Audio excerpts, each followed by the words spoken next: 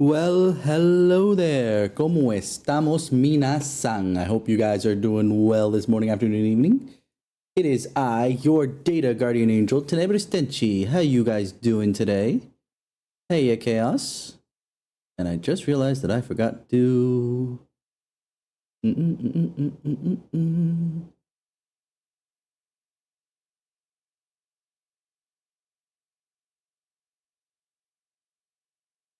Game Doko? Coco. Oop. Ah! You're on the wrong side, probably because of other reasons. But there we go.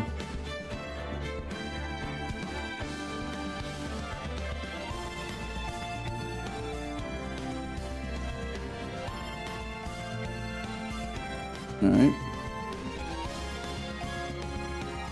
Let me just adjust this like that. That'll work. That should work. Also, welcome to all those on the YouTube sides. Since I now have the multi-streaming back up again. Soon enough I'll have others rolling too, but for now we're going to keep it to Twitch and YouTubes. But either way, welcome to everyone. Welcome, welcome. Alright. So unless we left our intrepid hero, we weren't playing as our intrepid hero, we were playing as his mentor in the past. Which is kind of nuts, if we're being honest. Hey Moth, how you doing?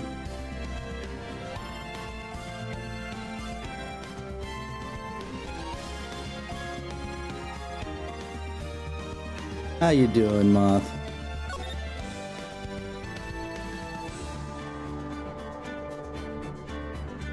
All right.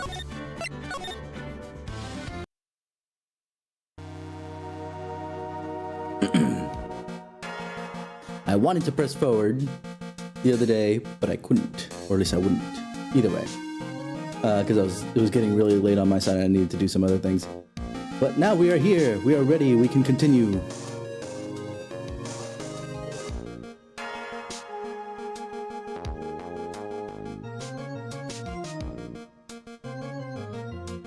I guess I'm a little lost with that, Moth. Why is that? You wanted to buy happy? What's happy? How much is happy? Happiness is supposed to be priceless. How am I supposed to know what... How are you supposed to know how much to pay?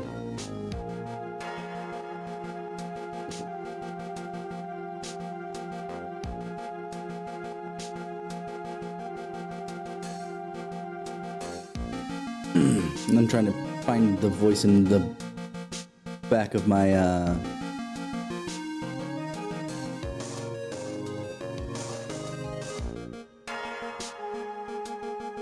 Yeah. Online tends to be a little, like, back and forth with all those different things, huh?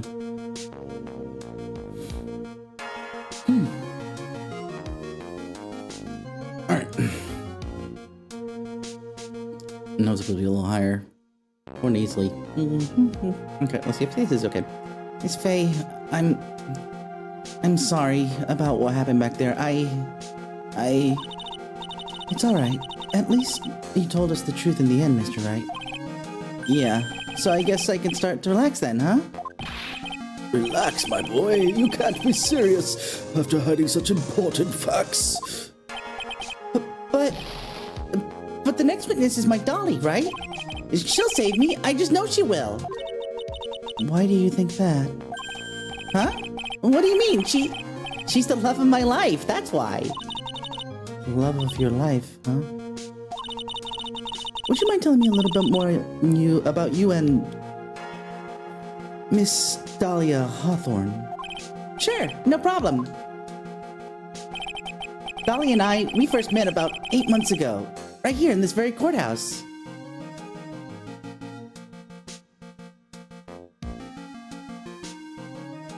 Phoenix, the love of your life, 8 months ago. if you were in high school, I'd buy that because that's a little bit better. But you're in college. By this point, you should at least be more aware that that kind of stuff usually isn't. It's kind of confusing. Just a smidge confusing. Let's see. Why were you in the courthouse at that point, Phoenix, by the way? That's actually another good question. Oh, that's why.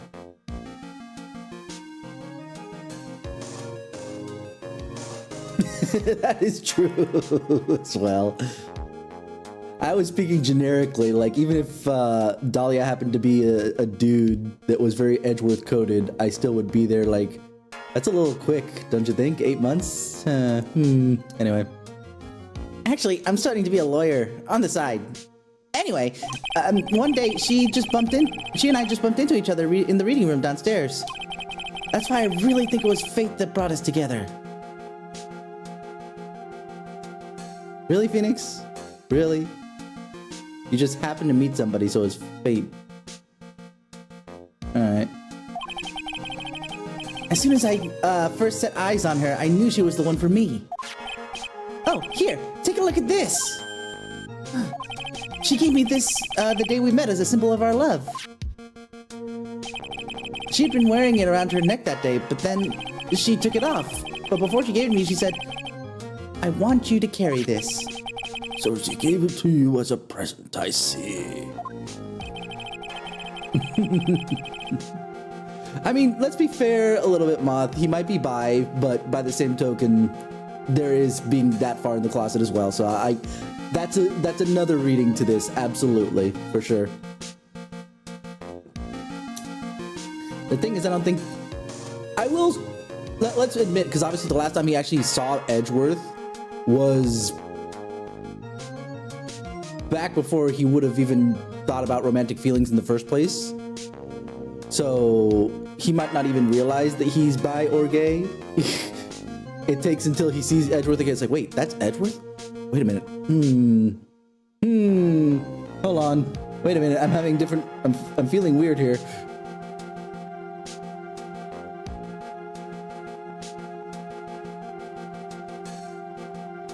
I have a pink shirt, and I know that I'm not gay, but you know, nothing wrong with that, man. Either way, no, it's all right. It's not the pink. The scarf?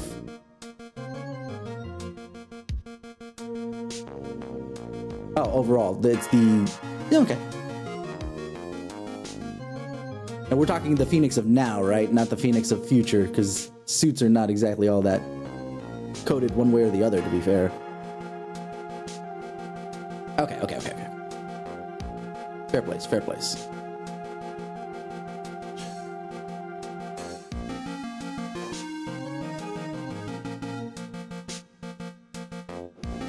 Hold on.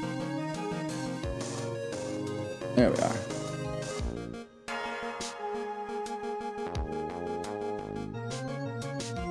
This darling little bottle is filled with the memories of my darling little Dolly. Isn't it a little weird that she would have given you an empty bottle, by the way? Just saying. Like, if you had thought it was like a crystal, but it turns out that it was a bottle, fine. But you know it's a bottle. That's a little strange, don't you mean?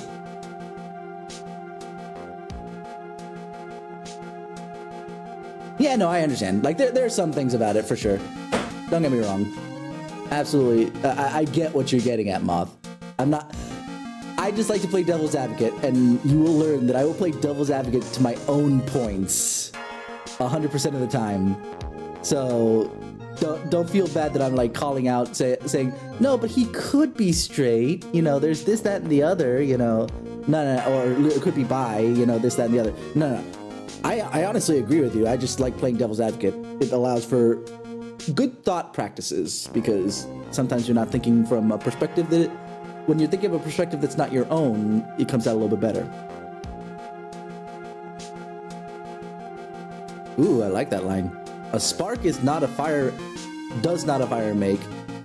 Is not a fire make also probably is relatively correct too, but does not a fire make. But when enough embers are close together, fair plays.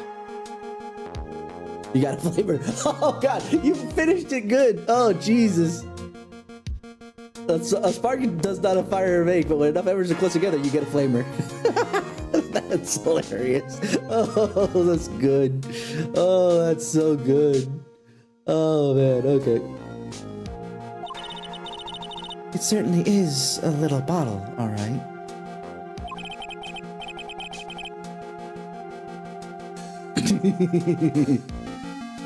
Moth is a card-carrying gay. Everybody, it's okay.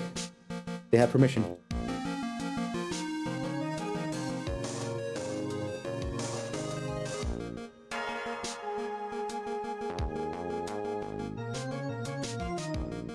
It makes me so happy. I show it to everyone I meet. And still, you didn't do it for this one, but you know, whatever. I want to share my happiness with the whole world. Dahlia's present, borrowed from Phoenix Wright. A small bottle necklace given to Wright on the day they met. He shows it to everyone. Anyway. So after that, you and Miss Hawthorne started dating? And I feel like something's in my eye. But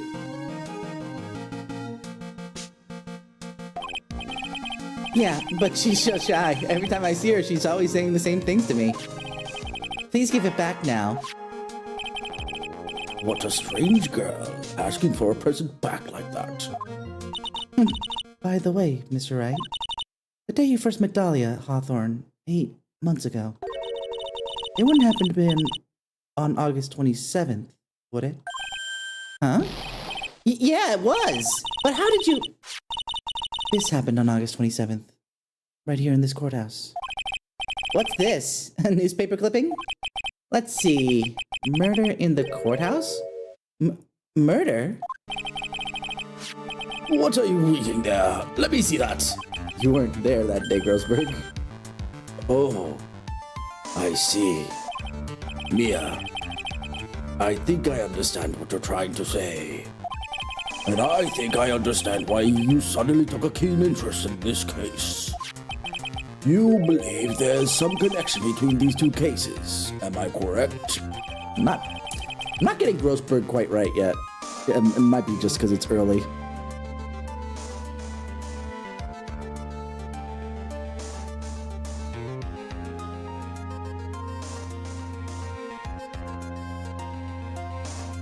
Though, let's be honest, this is only the first time, whatever, Phoenix has been accused of murder, so that is definitely not usual, let's be fair. But murder in general, yeah, no, that's a little weird. That's not weird at all, I should say. Ugh. Article from 828, almost 8 months ago. I hope you don't mind, Mr. Grossberg. I need to finish this myself. Yes, but I'm afraid that what you have will not be enough, dear. I'll go and have a look down the downstairs reading room and see what else I can find. Thank you. I want to do whatever I can to be of help to you, Mia. Well, it looks like recess is about to be over. We'd all better get moving.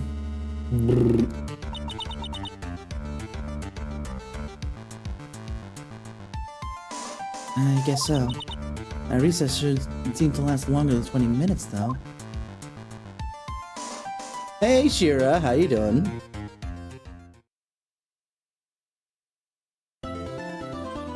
Oh, I could have waited just a couple more minutes. Got through that, and we would have been done. I thought there wasn't a break in between, because this is the first case. Rip-a-rooney. All right. Phoenix's girlfriend in massive quotation marks for more reasons than what Moth brought up earlier. Oh, I just realized something.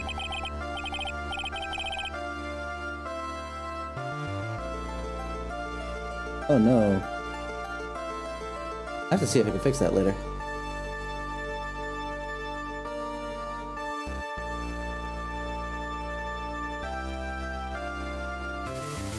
Well,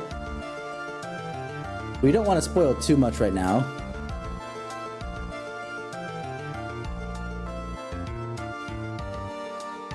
Actually, I guess it depends, but that's still spoilers, so we'll leave that alone. No, Phoenix's girlfriend is the point. The girlfriend is in the thing in massive quotation marks. She's asking for a gift she gave to him back, you know, for how many months now? I don't think she's his girlfriend. That's why I said, for more than just the reason that you gave.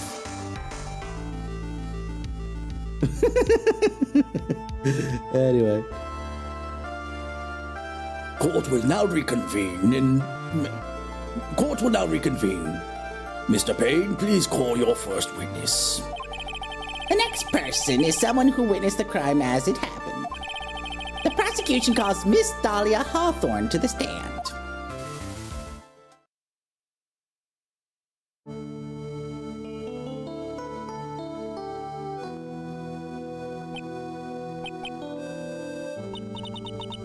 What's with this stiff silence? In my long career as a judge, I have been deceived by many witnesses. Please stop doing that, Judge. I would appreciate it if you stopped being deceived by the witnesses. It is my job to doubt, to take no one at their word. But in your case, I must admit that you radiate a glow of complete sincerity. Does she, though? I don't know, her eyes look a little vacant to me. Like, you know those times where you see somebody in anime and then they suddenly go like yandere to some degree and like the little sparkle in their eye just disappears? Yeah, that's what I see out of Dahlia right now. I don't think I would have caught that in the older artwork, but in this newer one here. Nope, Judge is thinking with the wrong head. Yep. That's why. Okay, hold on. I need to show this real quick, just because it's kind of relevant. I need to find it. Stand by.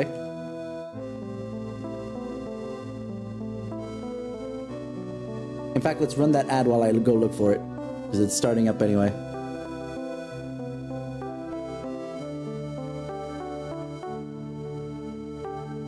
And that would be on Twitch, YouTube. Hello. I don't even know how the ads work on YouTube for the moment. Let's see. Ace Attorney bloopers. There we go.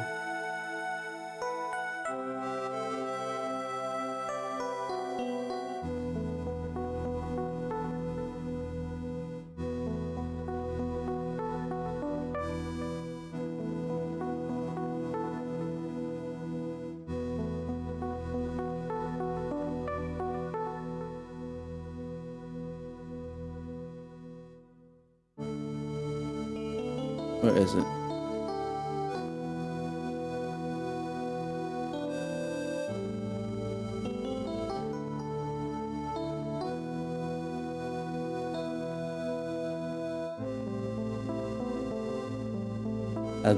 I'm close. I need to find it.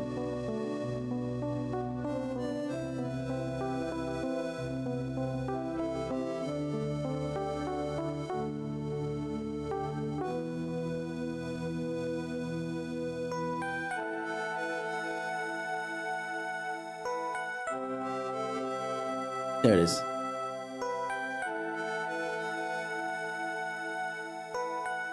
There we go. I found it. Okay, so when the ad break finishes, first I'm gonna kill the game real quick. Okay, that's not working right now, but that's okay. We'll do that. And then I'm gonna show... Where did I put... Where is it? Don't you hate it when you're looking for something and it's not showing up?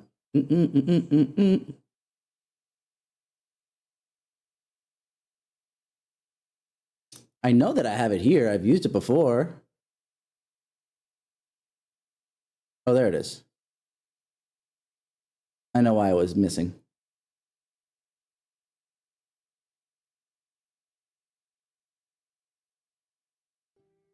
All right. So here we go. And then let me just make sure that the... Oh, it looks like it's working right now. A little bit, because something else is coming through. All right, there we go. Supposedly a special kind of poison. This music turns me on! Cameron. I was thinking that too. I'm like, what is this music? I love...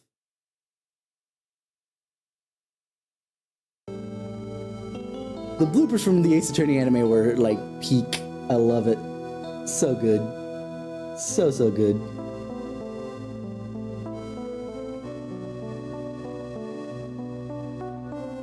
Alright, where are we?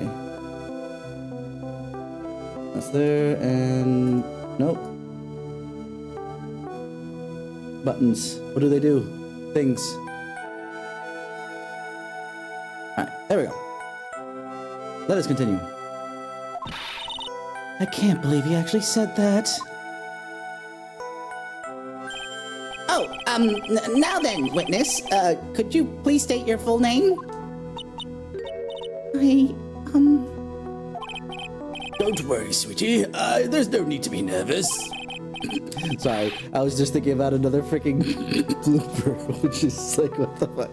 Okay, If anyone says anything rude, you could be sure that I'll cut them right down to size. And I will bash them in with my gavel. I love how they look straight at me when they say that. Thank you for calming my nerves. You're all so nice. I almost feel right at home. Not at all. It was nothing. Like, look at even just the difference in Mia's eyes there, right? You could see the little highlight in the eye, the white bit, right? But then when we go look at Dahlia in a moment, if we may move on now, what is your full name and occupation?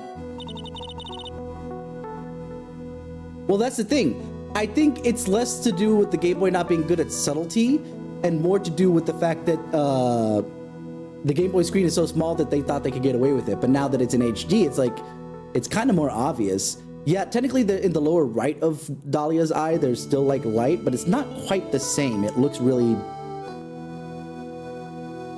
Also, Moth, subtlety in Ace Attorney? What? There's no subtlety in Ace Attorney.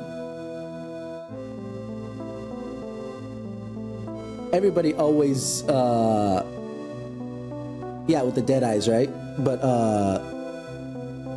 in Ace Attorney, everybody is exactly who they are on their sleeve. The only thing that they do is, you know, withhold information. I think the most subtle Ace Attorney's ever been has been Matt Onguard, because it didn't seem like he was the actual killer for like most of that case, and then I mean, technically he still wasn't the actual killer, but he did hire the killer, so there's that.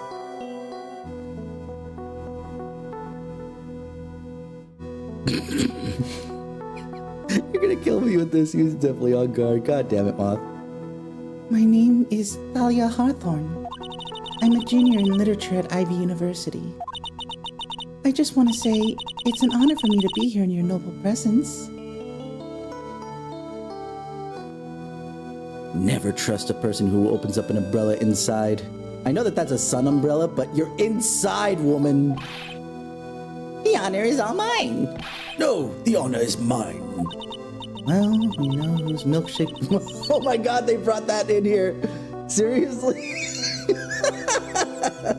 Oh god, the references. Why? Why? Oh my dear lord. Well, we know whose milkshake brings all the boys to the yard. Yeah. Exactly. Of course. Sir? Is there something I can help you with? You just go ahead, go on and say whatever's on your mind. I'm sure there must be some kind of mistake. Feeny would never kill anyone. I just know it. Yes, I can see why you'd say that. Yeah, she's got a bias. She's his girlfriend. Quotation marks. She's gonna be a tough witness, all right. It only took her 12 seconds to wrap them all around her little finger. Now then, please proceed with your testimony. Let's hear about what you witnessed on the day of the incident, if you please.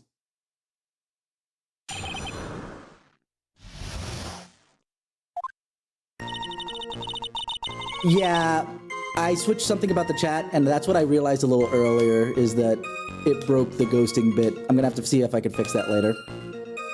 Apologies. I wanted a different kind of like chat layout, and it broke things. As you can see, it looks cooler though. I like the way it looks. It just has the unfortunate side effect of, you know, doing what, you know, that. Apologies. Hello? There we go. There we go. I had been planning to go back to Feeny's place after class was over. Feeny and Dougie, they were talking behind the building. Then suddenly Dougie got all wobbly and just collapsed. That's when Feeny noticed that I was there. I went to go and find some other students and they called the authorities. I don't know what to say.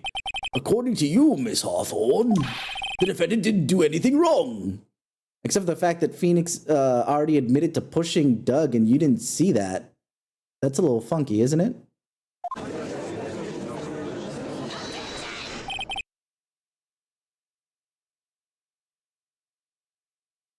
Young lady, as old as I am, even I recall how hot the flame of young... Sorry, having to read a line like that is freaking painless. Oh God, I'm cringing. As old as I am, even I recall how hot the flames of young passion can burn. Nevertheless, it is my job to discover the truth. Please, tell us the truth.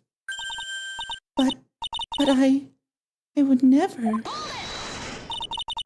That's more than enough, witness. I won't allow this to continue. What do you mean by that? Please, just let me proceed with my cross-examination, Your Honor. I, for one, don't plan to win my case on a bunch of paper-thin lies.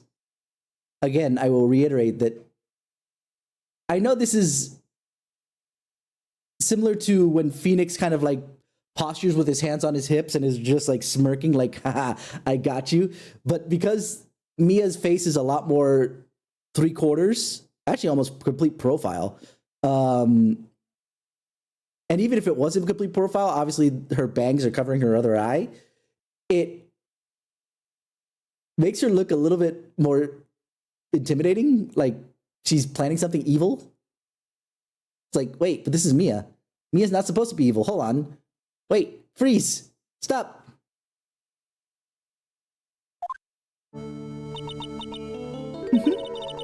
You haven't changed a bit, Mia Fey. What's this? So you two are acquainted? Yes, we've met before. Once.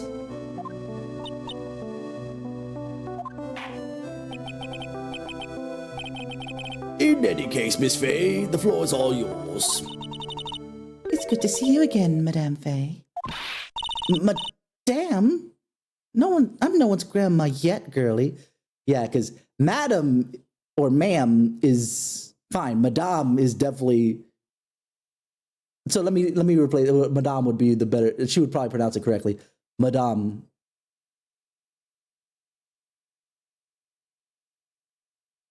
I wonder what they said in Japanese now that I think about it. Hold on. Was it Fei Oba-chan? But she was trying to stab or Oba-san. And then purposely tried to stab at Mia saying, Oba-san.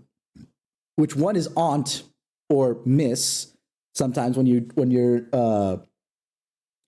miss to someone who's older than you, you know? especially much, much older, like Mia is by comparison to Dahlia. But when you go to Oba-san, it's like grandma. Or no, Oba. So it's Oba-san versus Oba-san. So Oba-san is like granny. So that's probably what's going on in the Japanese, if I'm being honest. Which obviously is hard to translate, so they go with Madame Faye. Either way, it works.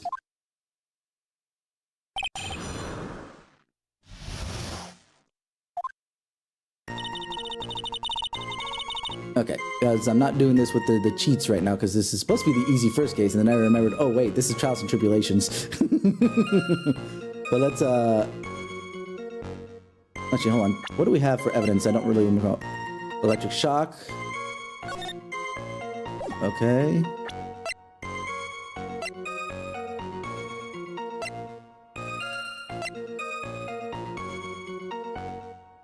Okay. Nothing, so let's press on everything. Now, unless I'm mistaken, Mr. Wright is in the art department. If that's the case, what were you doing in the pharmacology building? Well, I'm in the literature department. I'm studying Japanese senryu poetry. I'm surprised they didn't try to translate that to anything like more American/English. I guess because, you know, you could just as well be studying Japanese senryu poetry being in the literature department of any U.S. university overall, but either way. Oh, how wonderful! It's that humorous yet satirical style of haiku, yes? Nothing left to do. When a man reaches this age, sleep is his best friend. That sounds like a threat.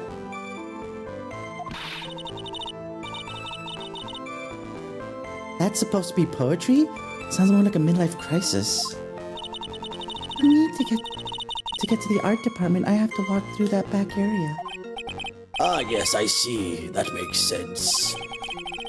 Whenever I want to enter the courthouse, I always walk through the front doors. How else would you enter? Teleportation?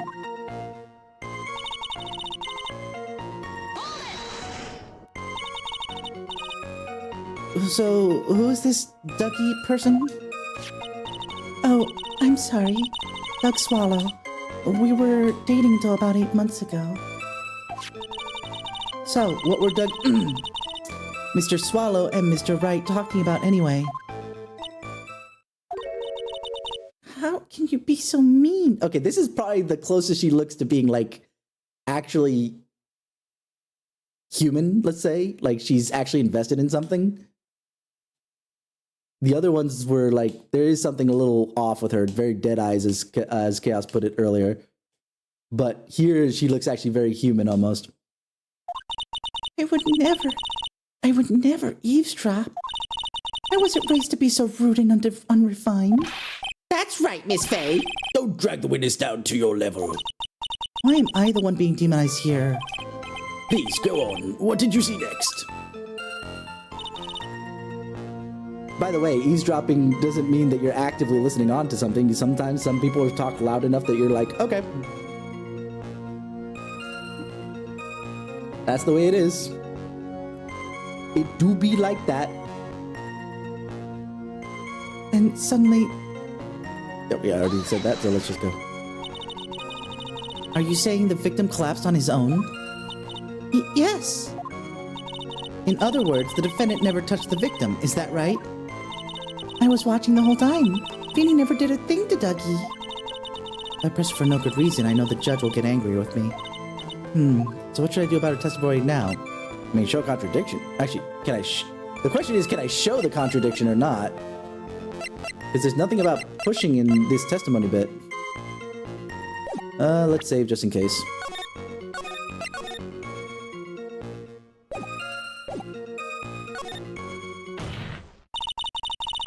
Feeble lies are not very becoming, Miss Hawthorne. Let's drop them, shall we? What? I would never. Miss Faye, I will not allow you to badger this witness. I believe the defense is engaged in a fishing expedition. God, Mia can be so intimidating when she wants to be, huh? That is, she has no supporting. Please don't glare at me like that. I'm just doing my job. Now then, Miss Hawthorne. The defendant's palm print was found on Mr. Swallow's leather jacket. It's already been shown that that Mr. Wright did in fact push the victim. What? There's no need to try to cover for the defendant. It would be much better if you came out and told us the whole truth.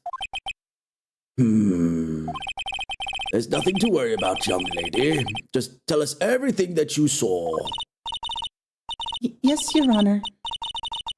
I will. If you don't mind, I'd like to revise my testimony. It looks like we're finally getting somewhere.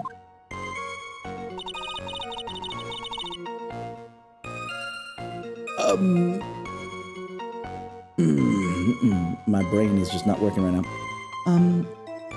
Actually, I didn't see the moment that he pushed Dougie. You didn't see it? Well, I saw the moment when Dougie fell to the ground. And at that time, there was only the two of them at the scene. The defendant, Phoenix Wright, and the victim, Doug Swallow. Yes, that's right.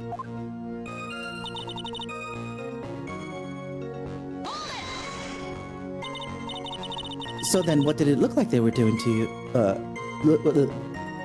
So then, what did it look like they were doing to you? The way I first read it was weird because it was like the implication that they were doing something to her, but that's not what was going on. I thought they were having a nice, friendly afternoon conversation. Oh, give me a break. That's why I really wasn't watching them that's why I really wasn't watching them all that closely. Did you notice anything out of the ordinary at all? No, nothing at all, Mr. Judge. Oh, I like the sound of that, Mr. Judge. Now then, please proceed with your testimony. Will the judge ever be on our side? Like, ever? This is never gonna happen, is it? We're sitting there like, no.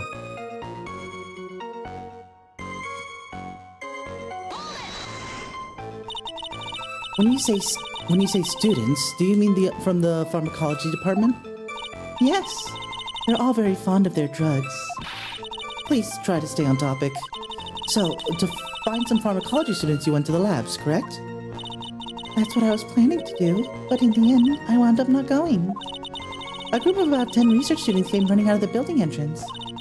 Somehow they all seemed to know what was going on. The students knew what was going on? Oh, more details about that. Hold on, why? But how could the students have known what was going on? Well, I don't know for sure that they knew what had happened. They seemed all kind of excited about something. Doesn't look like I'm gonna get any more info about the students. So, did the students call the police? Yes, I was just so panicked. Why, if they were having a nice, friendly conversation? This woman is terrible at lying, by the way. Absolutely terrible at lying.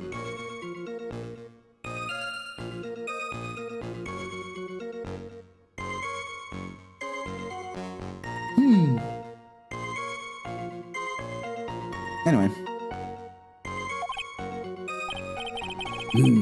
Yes. Well, anyone would have been, my dear. That girl, she's telling a super obvious lie and she knows it. She's just pretending to protect Phoenix, Mr. Wright. Yes, that's gotta be it. Way to go, Mia. Okay, that means I'm gonna have to dig deep to find the contradiction on this one. Okay, because we had a revision, that means that whatever the revision was...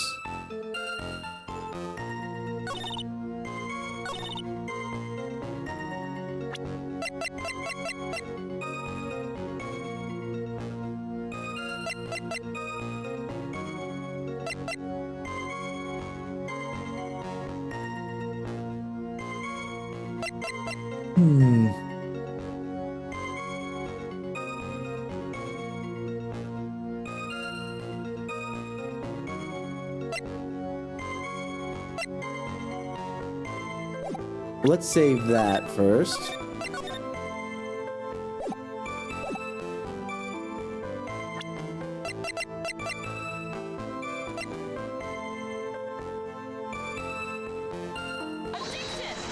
Oopsie.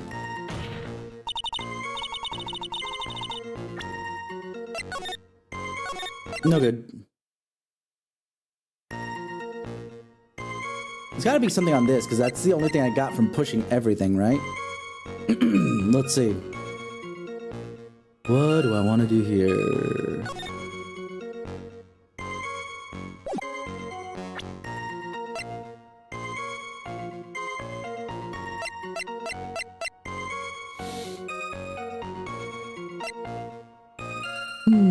Owned by the victim, found in a place near the electrical scene, yada yada yada.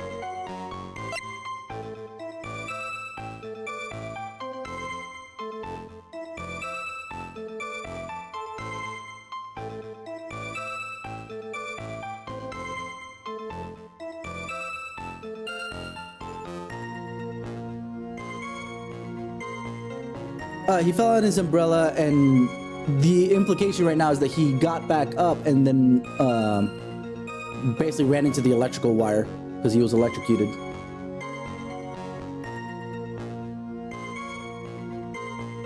Basically, the idea is that Phoenix and Doug were a little further along when Phoenix pushed Doug. Then Phoenix went away, and then something else happened while Phoenix was gone, and he ran into that electrical wire behind him that electrocuted him to death. That's the implication right now. We just don't know anything besides the fact that Phoenix did push him and he landed on his umbrella and it broke.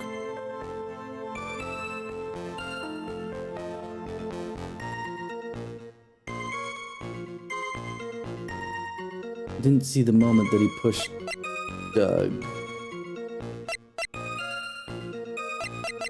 God, I hate the fact that there's not a lot of evidence here.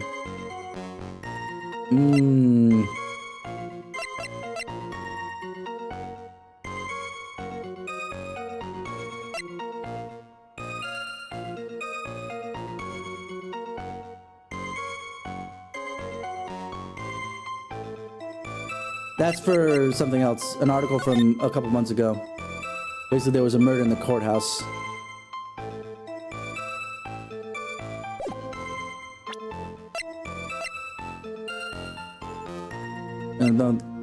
I don't think these two are relevant yet. There has to be something with the fact that he pushed Doug.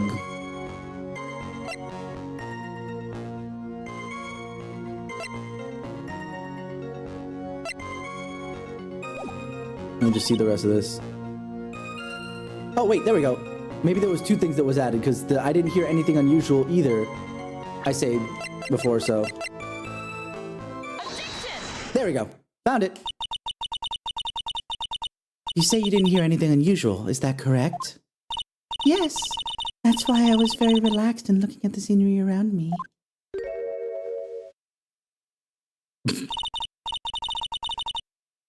Why did they have to do that? I mean, like, it's a cool thing, but it feels like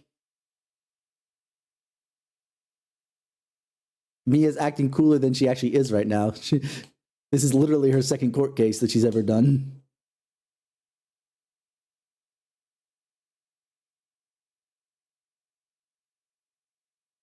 That's nice, but I find that just a little odd. I have here the testimony of your boyfriend, Mr. Phoenix Wright. You forgot to put quotation marks around boyfriend, Mia. And he clearly testified to the effect that when he pushed the victim, he heard a snap. See. He heard a sharp, loud noise. He said that? If you were really that close to the two of them, why couldn't you hear this noise as well? And we know where Phoenix got his finger pointy pose. Check that out. So good. Well, maybe the noise just wasn't all that memorable. But according to Mr. Wright's testimony, it was a sharp noise, like a snap. There's no way a noise like that could fail to make an impression.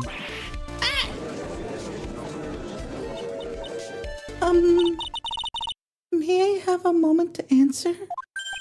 But by all means. I know the reason why I didn't hear the noise. Oh, really? You do now? I'm sorry, I don't think I've ever seen that butterfly ever switch sides like that.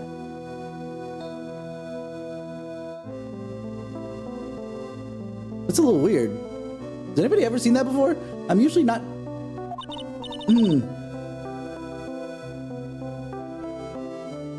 Do they, like, literally move randomly outside of Dahlia's sprite work? You see, the truth is, I had my headphones on, and I was listening to music at the time. Headphones? You mean both of your ears were covered? The rain was just beginning to let up, but it seemed as though Thor wasn't ready for his fun to come to an end yet. And it happened again. Except it was the lower one. Huh. I don't think I ever noticed that when I was playing this on the DS originally.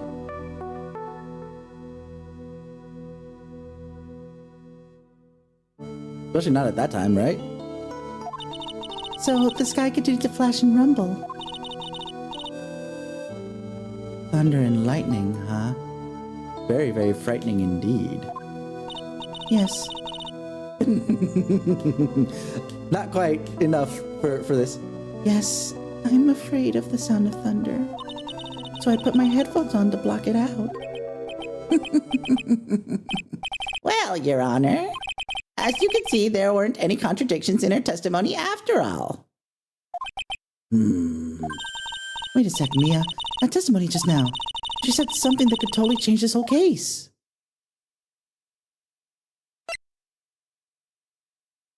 That's true, because he was electrocuted. Your Honor, there's a problem with the witness's testimony.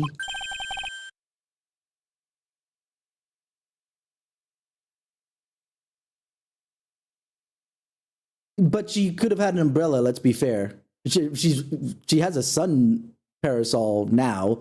Let's assume that she had an umbrella to protect the water, to ignore the waterproofing at that point, right?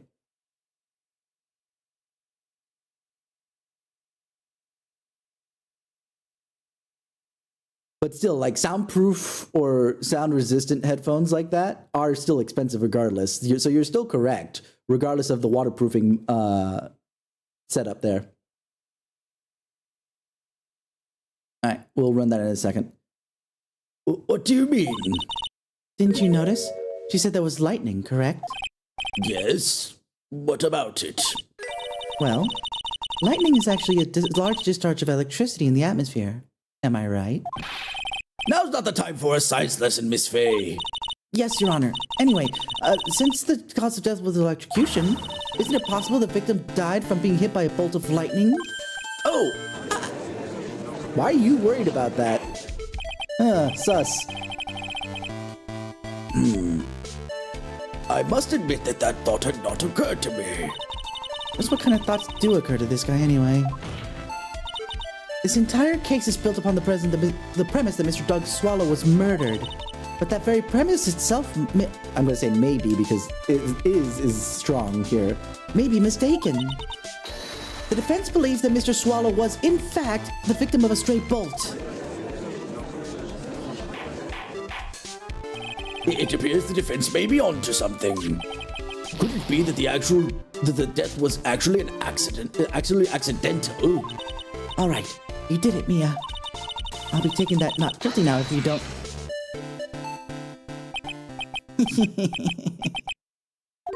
I'm hurt that you have such a low opinion of me, Miss Faye.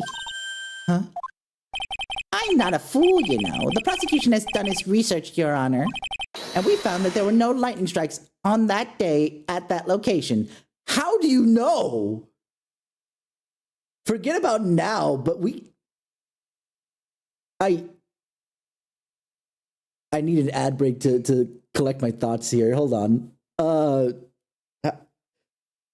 Is there a way to track lightning bolts now? I feel like there is, but I'm not 100% certain versus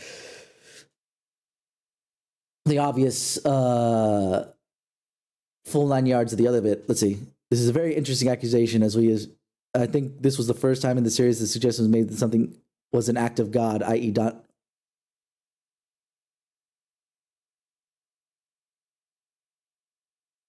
Maybe.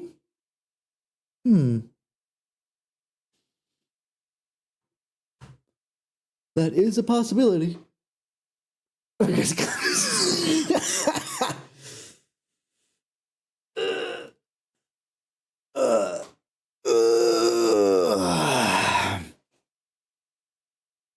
right, stretch is done. Whoa. I got the little fireflies when you stretch. Oof. In my eyes.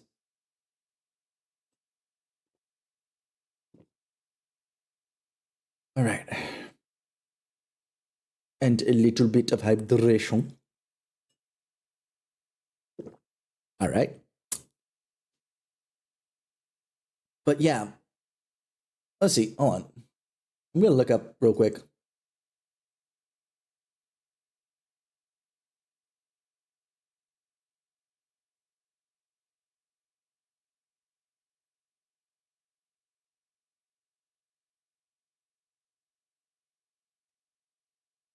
All right.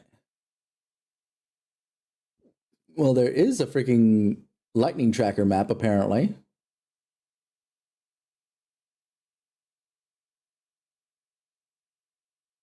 So there is it now, for sure.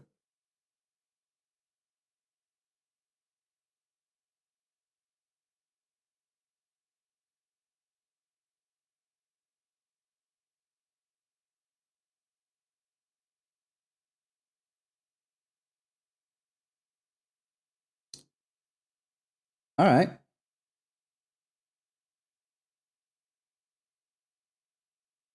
The god is now a suspect that he killed me with it. Yeah. It is, honestly, that was really funny, dude. That was right there. God is a suspect. Okay. Let's see. Let me bring up everything that I had before. There we go. But okay. So assuming that there's easily accessible lightning tracking now, let's assume that, yeah, there is a way for them to have tracked lightning at the time as well. What? What's more, we have evidence that the electrical cable is definitely linked to this case. Why haven't you brought this up before now? Evidence, Mr. Payne? Well, what is this evidence? This affidavit. And who is this affidavit from? The pharmacology students who were conducting experiments in the lab that day. Allow me to read out to the court the testimony of the pharmacology students. All equipment in the labs lost power all of a sudden around 3 p.m. that day. Was it a blackout? All of the lab's equipment runs on high voltage, Your Honor. So you're saying the equipment lost power because... Precisely. They lost power because of the severed electrical cable. The power outage occurred at approximately 3 p.m. Which fits with the time of the death listed in the autopsy report. Closer to 3:05, thanks to the watch stopping, but that means, yeah, it's relatively close enough. Exactly. In other words, the victim died as a result of touching the severed electrical cable. That's... The power outage only proves that it was the electrical cable by virtue of the fact that there's no lightning strikes around. Otherwise, lightning still could have been a thing. Just saying. According to the students, the cables were very old. They were planning on having them replaced in the near future. And how's that Phoenix's fault?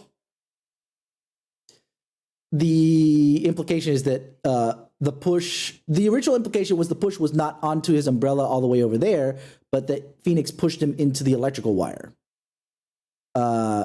In both cases, considering what was being said at the time, honestly, could have been an accident. We all know Phoenixes can control the weather. Can they? I wasn't aware the Phoenixes can control. Maybe there's a firebird in mythology that can control weather of some variety that Phoenixes were kind of derived from.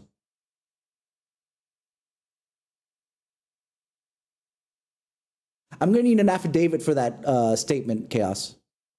God says he saw nothing, but I need an affidavit. It needs to be written, signed, and sealed.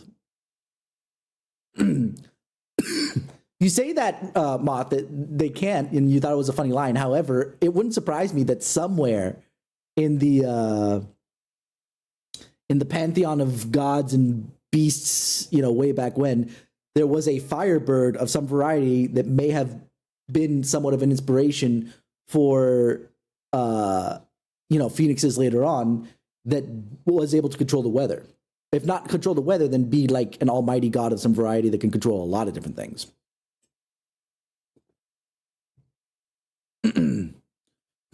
I see.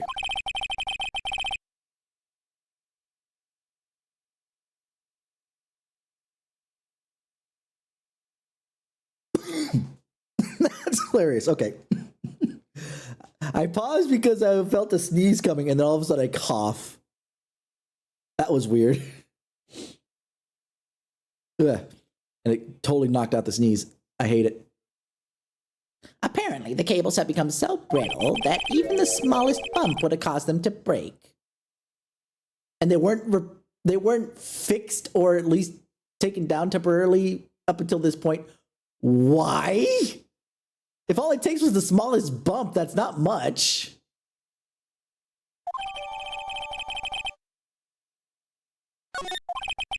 However, there's one thing that troubles me. If the cable could have been broken by any small bump, then it wouldn't have snapped if it hadn't been bumped into, correct? I mean, it was raining. Any small bump. Wouldn't rain droplets also apply to that? Well, I suppose you could say that. Miss Faye, do you have any thoughts regarding the cause of the severed cable? Your Honor? I don't like how this is looking one bit. I have to come up with something to try and regain some momentum. If it pleases the court, the defense would like to state its opinion. Well then, let's hear it. Who or what was it that caused the cable to break?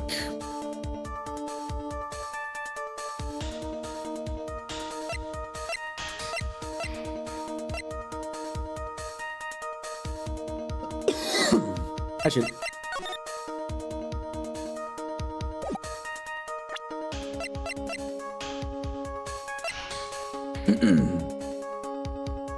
I feel like I have something in my throat and I hate it.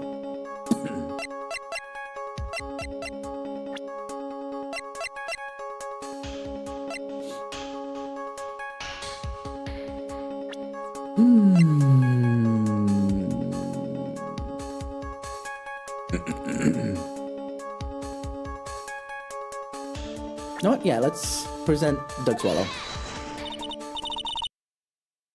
I don't think this is it because the fact she says this is it instead of it was. Well, Your Honor? I believe the only thing that snapped is the mind of the defense. Let me save real quick. I know I'm going to take that damage, but it's fine.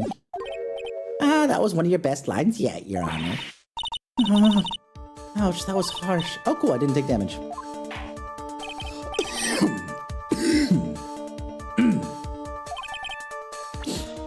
Then the umbrella? Nope. No damage, hooray!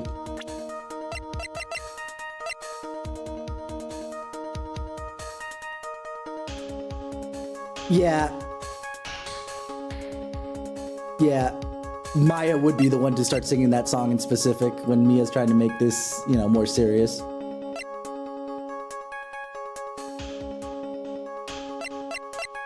So it wasn't Doug and it wasn't the umbrella, then what the hell was it?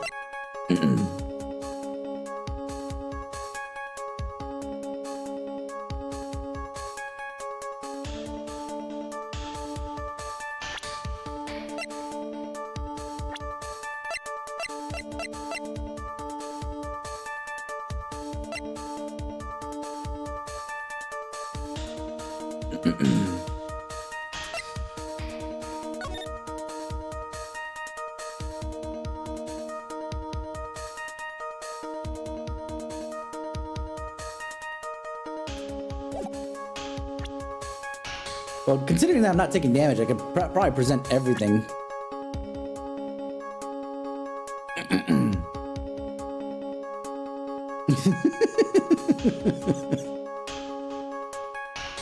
In God we trust indeed.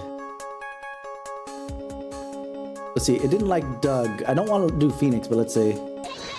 I'm not taking damage. Oh, okay. Okay. All right. So it was Phoenix. Very well. That was kind of weird to me, but whatever. Your Honor, please think back to Mr. Wright's testimony. The defendant's testimony? He said that after he pushed the victim, he heard a loud, sharp noise. Now, this happened around 3 p.m., correct? Yes, that sounds right. Wait, are you saying that... The lab equipment lost power at 2:55 p.m., which fits right in Mr. Wright's timeline. In other words, it was Mr. Wright's shove that caused the power outage. Why are you looking confident, Mia? That kind of implicates your freaking... God, I hate it.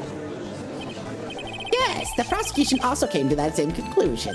And it was that very shove that caused Mr. Swallow to be electrocuted. I'm afraid I can't agree with you there, Mr. Payne. What's that supposed to mean?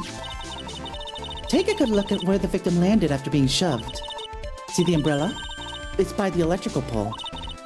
That's right. The victim banged into that pole as a result of being pushed. It was that impact that caused the cable to break. Well, that does make sense. And the victim was electrocuted. God, the way she does that move, I'm thinking of prosecutors more than I'm thinking about the defense attorney. Maybe they wanted the defense attorney to feel cool for once, too. I'm sorry, Your Honor, but no, that doesn't make sense at all. If the victim was shoved into the far pole, then he couldn't have been electrocuted by the severed cable in the foreground here. Ah! In other words, someone other than my client must have electrocuted the victim. You're right, it kind of... I mean, to be fair, that's the same of most cases, but how close it works is what basically makes one be like, huh? What? You know? Order in the court. Ah, the lamentations of my enemy. How I've longed to hear them. It's true. The defense is absolutely correct. There doesn't seem to be any way the defendant could have done it. Mr. Judge, sir? May I say something? The Madame Attorney's explanation, she said some things that are a little different than I remember them. What the? Sorry. Please, just once more. May I please testify one last time? Please, Mr. Judge? Of course it's all right. Just go ahead and give your new testimony. This is it. She's finally starting to show her true colors. I'm not a woman. I don't have that kind of intuition. But I don't see the true colors bit yet. Not that she's wrong. She's absolutely correct. But now, also the music.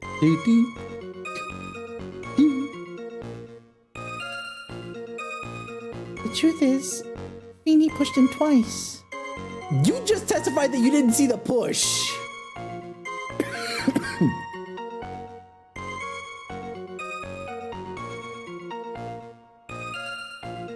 Why do I not know that song though, Moth? I can see your true colors. Where's that from?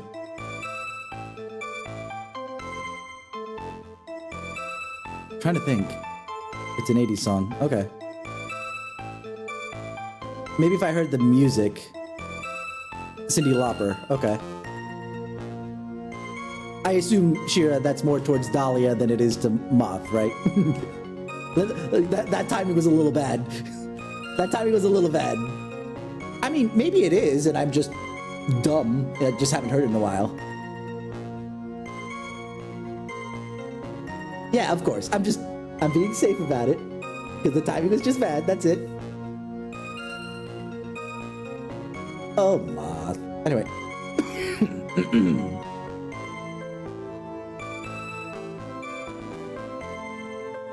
Brain, right. Cindy Lauper.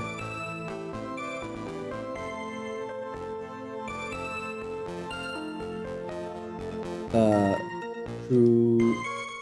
Okay, she has a song called True Colors, so that must be it. So let me take a listen.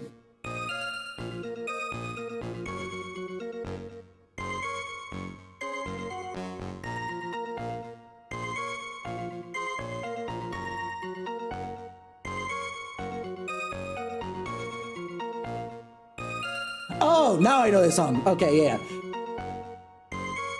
But I see your true colors shining through. I knew as soon as I heard the music, I'd be like, oh yeah, no, I know exactly that song. That's fine. Yeah, I know it. Yeah, okay. All right. I'm not crazy. Yeah. I know that, but not everybody does, Shira. I'm trying to protect both you, especially as my mod, as well as obviously let Moth know that it wasn't intentional. Yeah. It's all fair. I usually don't have that active as a chat, so I have to be like, uh-oh, wait a minute, hold on. Yep, exactly. We good. Moving on.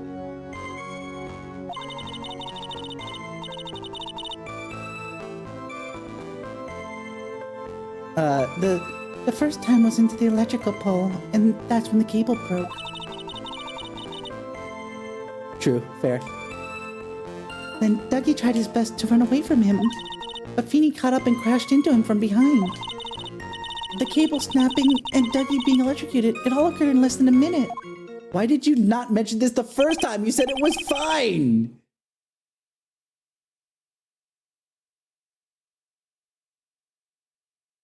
Oh my goodness gracious. Okay.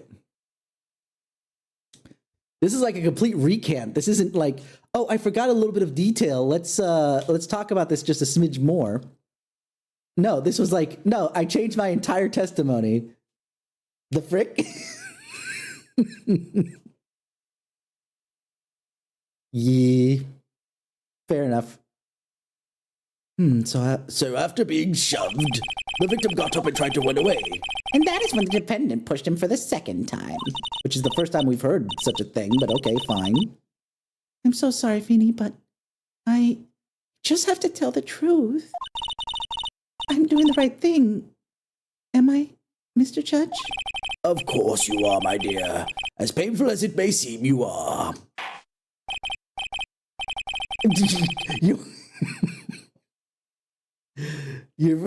You're not wrong, Moth. The only difference is that usually they do say that, okay, hold on, I remembered one thing, and then things start to kind of shape. This is a completely like, no. This is a whole different thing entirely. Even though I just said, all she said was, let me testify one more time. That's it. Either way, but you're correct. This is the most ridiculous, yeah, I know, right? The one thing that's the most frustrating about the Phoenix Wright court universe is there's no such thing as perjury until it really matters to get you in trouble.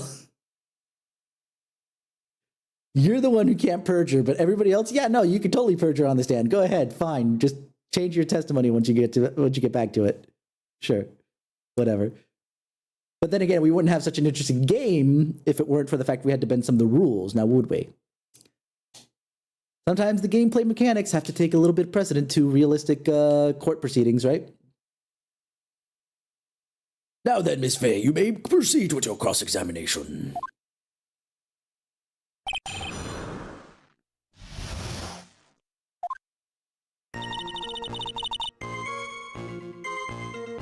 See, the truth is, Feeny pushed him twice.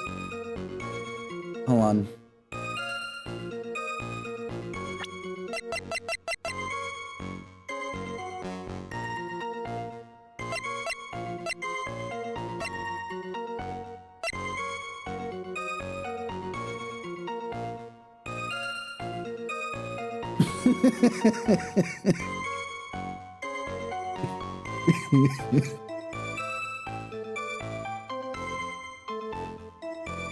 Moth, let's be more honest. Testimony 1, I didn't see anything, but I heard the victim falling down the stairs, and then I turned and saw their dead body at the bottom of the stairs. And then testimony 5 is, so I was next to the victim, and I saw them fall down the stairs with lots of cracking bones, but I didn't touch them. It was the other person who was there.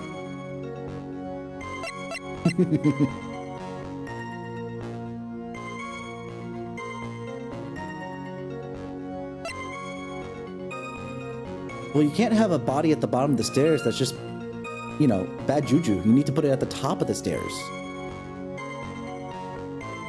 Fair place, fair place.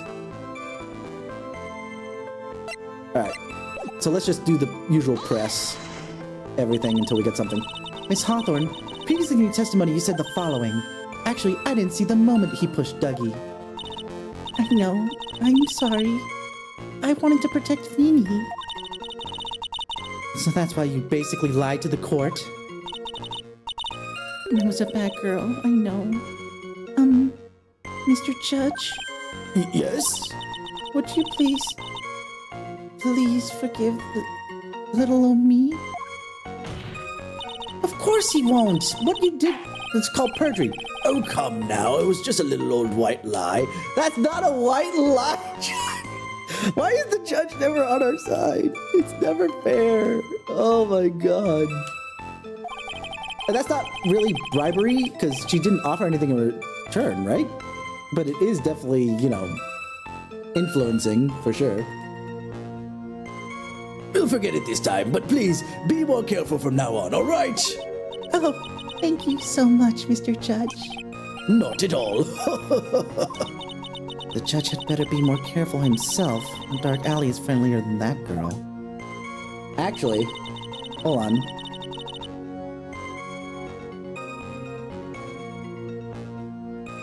Interesting, I got an achievement off that. Funny, that. Okay, hold on. Because there's a later scene here in the, There we go. It might be the next one, so let's see. What? Anyway, I'd like to proceed with a brief summary of the events. No, that's the one right after it. This tragic incident occurred one rainy afternoon on the local campus of IIT. Sorry. Pharmacology. Some fellow students happened upon the crime scene and noticed the authorities. Oh, notified. Ha! I can't read. Here we go. This is At that exact moment that Dougie collapsed, I heard an extremely loud cracking noise. I thought my little heart was going to pitter-patter right out of my chest. I want to pitter-patter all over your tits. What the? What? Why? Oh, I love that. It's one of those things that in the game they don't say that, but you know. Somewhere in the back of the judge's mind, that's exactly what he's thinking. That was obviously the bloopers for this for the anime. So that didn't actually go into the anime. I'm gonna be absolutely fair. But I think that they were just having fun since they were doing like live dubbing. Or not live dubbing, but you know, close to live dubbing. So they were just kind of like having fun with it. Some of those things are funny. We can watch those later for funsies. But only once we've finished everything, because some of it is spoilers for later cases. And just keep pressing everything. You're saying you actually saw the victim get pushed into the electrical pole? I know it doesn't look like it, but Feeny could be a bit of an imp when he wants to be. Oh, really? But I never imagined that he would cause an electrical cable to break. Feeny really is scary when he gets mad. Yes, he sounds like a very dangerous individual indeed. You've met the man, Judge.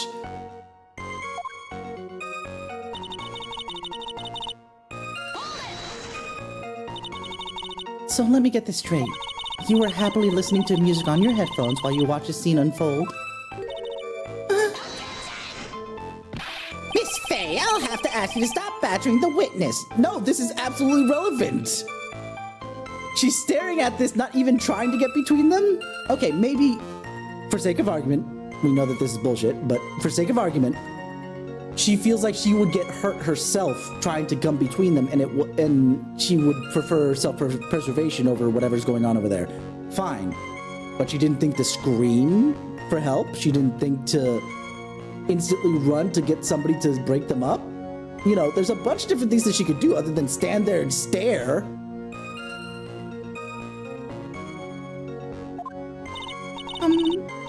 I wasn't happy. I was so scared that I couldn't even move. All I could do was stand there and Cheer them on. That's... Huh? The heck? Okay. cheer them on? What do you mean by that? Well, I wish the best for them both, and that they would each give the fight their all. Okay, if this was like regulation, they're sitting in the boxing ring or a wrestling match or whatever, fine. But this is a street brawl. Not even sanctioned.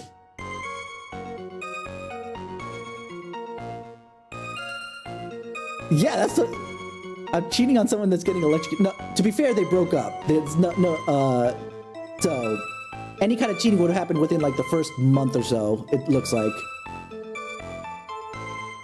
Anyway, That's very sweet of you to be so supportive. Judge!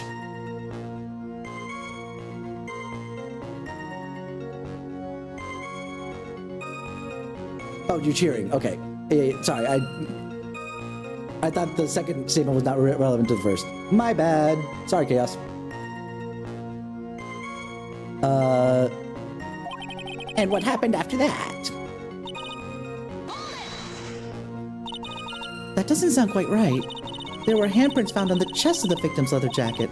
Mr. Payne, were there also prints found on the back of the leather jacket?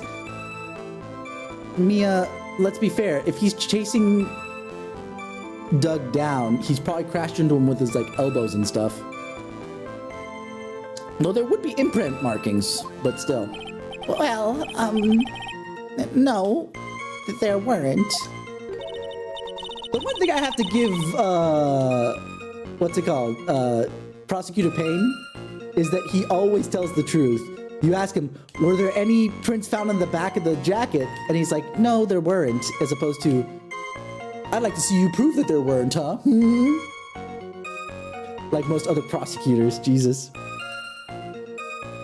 Madame Faye, may I suggest that you listen a little more carefully? I said that he crashed into him from behind, right? My finger wouldn't leave any prints behind in that case, would he? To my point. Wait, less than a minute. The cable snapped at 2:55. The proposed time of death is around 3, and the actual time probably is 3:05.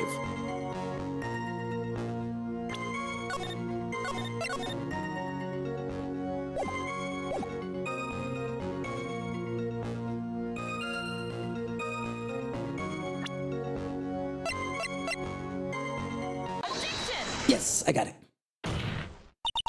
That's enough, witness. I'm afraid I don't understand. You will in a minute. Can you please take a look at this picture? Oh, that medicine. That's the one Feeny likes to take for his cold. It's not the medicine I want you to look at. It's the wristwatch. It stopped at the precise time the victim was electrocuted. Supposedly, but you know. In other words, 3:05 p.m. Yes, and your point is, Miss Faye? My point is this. What time was it when the lab suffered that power outage due to the cable snapping? Well, according to the student's testimony, the answer is clear. It was 2:55 p.m. Ah! Would you care to explain to the court, Miss Dahlia Hawthorne, what exactly happened during this 10-minute interval? And we're gonna go to the ad break real quick while we knock this out. God, just because I want to listen to this music, it's so good.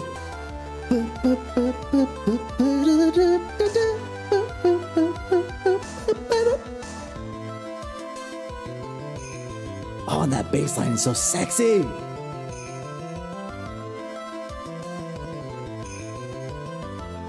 So good. I love this music. Let's count the things that always get me into a game. You guys ready? Because I was actually discussing this with the little guy not too long ago on the difference between the games I like to play and the games he likes to play. So first and foremost, we have games with good story, games with good music, both case in point, and usually interesting mechanics, and then secondarily Metroidvania. Because Metroidvania is Metroidvania. Usually always has, even if it doesn't have a good story, it has good gameplay and good music most of the time.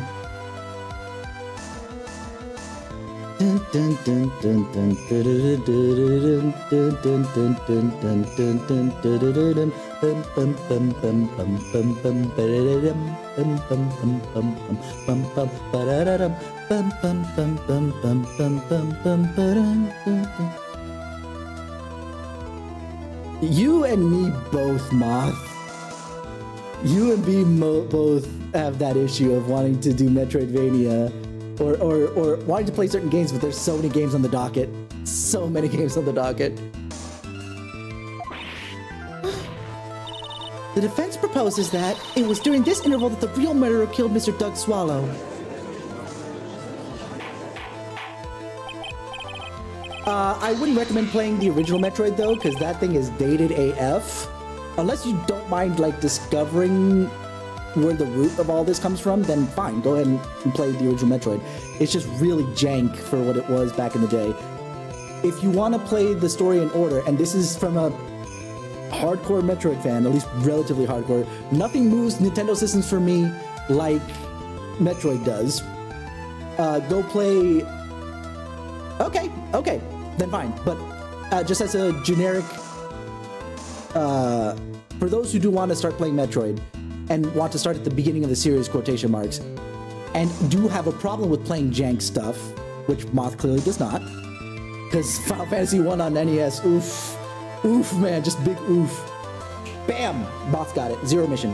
Absolutely. Zero Mission first. Because Zero Mission is basically the remake of Metroid 1 on the GBA. So, it honestly is really good.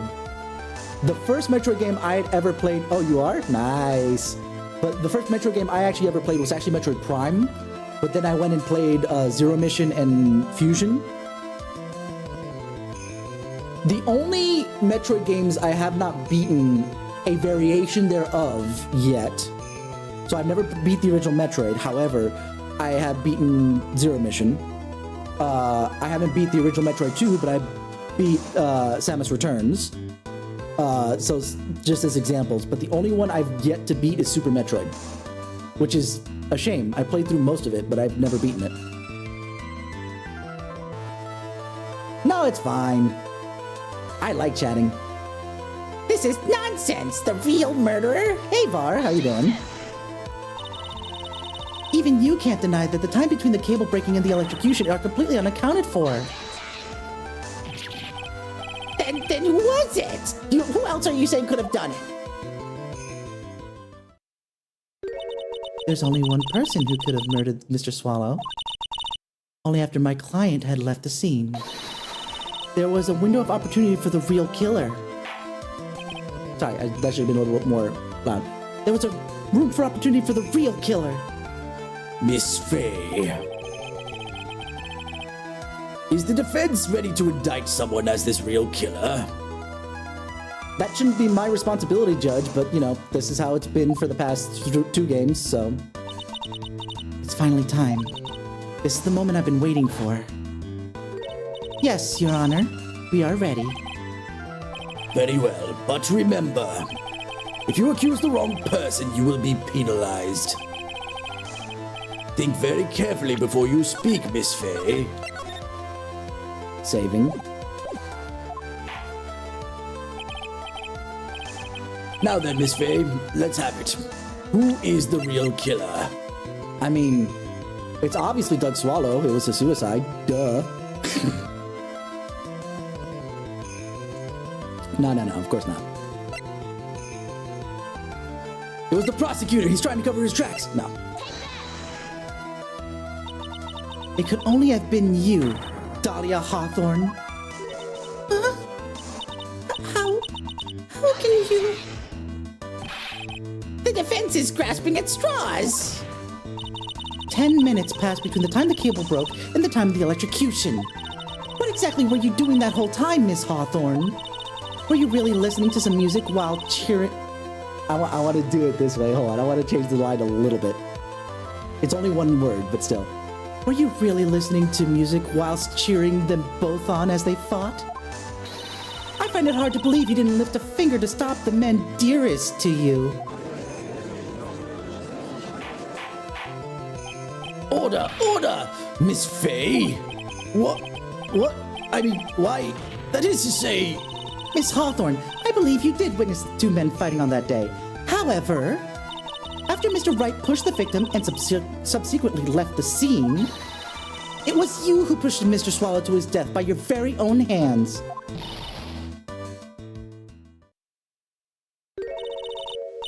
How can you say something so mean, Madame Fay? I didn't do anything.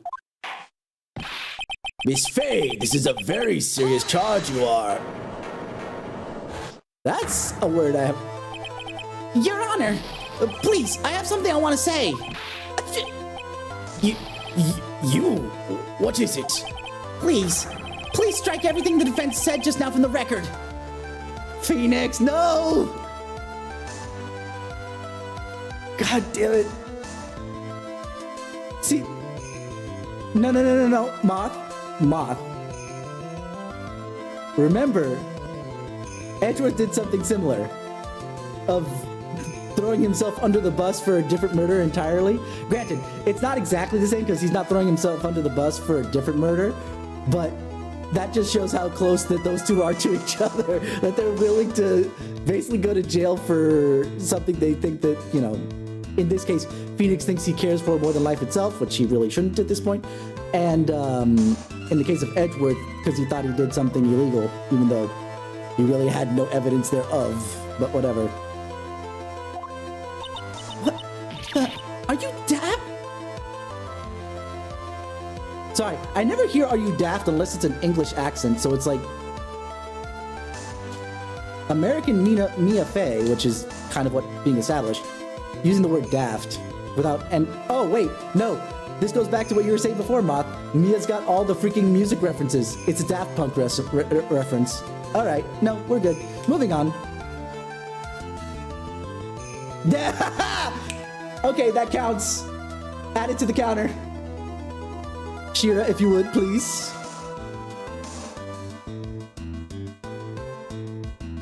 That counts. I called it even before freaking Moth put it in there.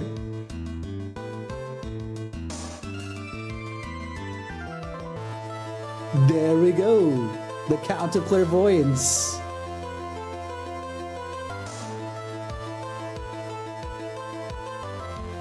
Why didn't it update in the screen? No. It counts because I said it right before it came into chat. Hello?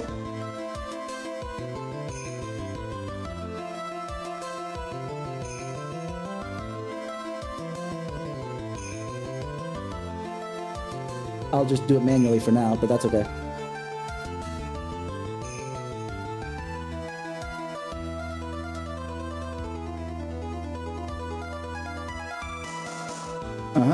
You were probably in the middle of typing because I said it, and then a second later it came through in the chat, so that counts. Exactly. And when it's on screen, it's basically when it is. Exactly. That's exactly it. You were typing it before I got to it, but before it came to me, so it makes it clairvoyance. I love it. Let's go. You're totally wrong, Miss Fay. Dolly, she couldn't do something like that. Her outward persona says.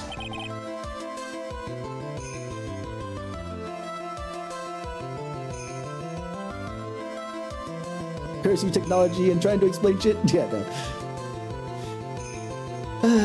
But it's okay. Everything's fine. Except for, Phoenix right now trying to defend his quote-unquote masculinity at this point. Mr. Wright, get back in your seat. Bailiff, grab that man. Leave my dolly alone! That boy. Oh, sorry. I thought that was Dahlia. No, it's Grossberg. He's gotten himself way over his head. Oh, Mr. Grossberg, you're back. It seems I've arrived just in the nick of time. I found the police report on that incident in your newspaper clipping. Thank you so much. This is exactly what I was hoping for. You'd better take a good look at it. All right, let's do that while he says that. Incident overview. Location, District Courthouse Cafeteria. Date and time, August 27th, 4 p.m. Victim, Diego Armando, age 28. Occupation, lawyer. Suspect, Dahlia Hawthorne, age 19. Details. Armando ingested poison while interviewing the suspect regarding another case. Traces of the poison were found in the victim's cup. No poison was found in the vicinity or on the suspect's person. It's unclear how the poison even entered the victim's coffee cup.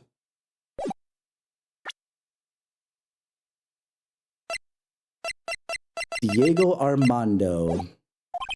It, details how you came to lose your boyfriend. Now then, the defense has made a very serious accusation. Mr. Payne, what do you have to say about this? She is a killer, exactly. Or at least, she was never found guilty of that crime because they couldn't find the means. So it's like, okay, she... Basically, as far as that case was concerned, he died from poisoning, but there's no evidence that links her to it other than she was there when he died from poisoning, which is not enough to really link. So that's why she's out and about.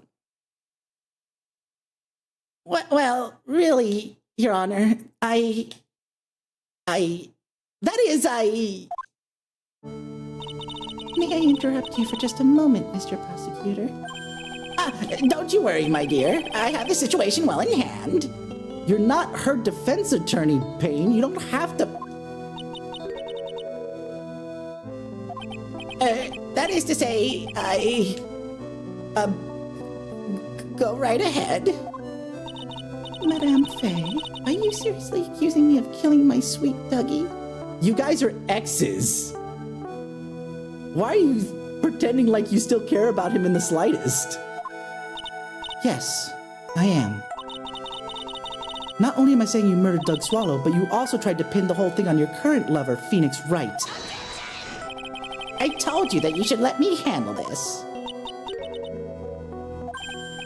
Sorry. Please go ahead. How can you say that? I'm absolutely devoted to my dear Feeny. The notion that I would try to frame him is ludicrous. This is all just too much for my poor little heart to bear. I believe the girl is trying to ask what on earth her motive would be. The answer to that lies somewhere in this police report. It must. 8 months ago, an incident occurred in the basement cafeteria of this building. And then,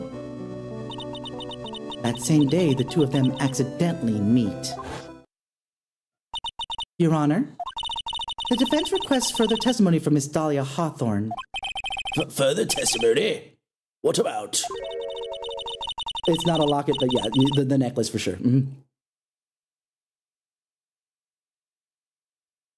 The events of the day when she first met the defendant, Mr. Phoenix Wright.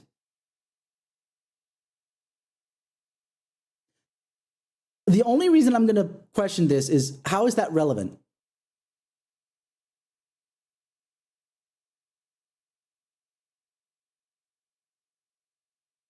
It doesn't seem to be relevant to this case in particular. I mean, it will become relevant, but you have to have relevancy to start, right?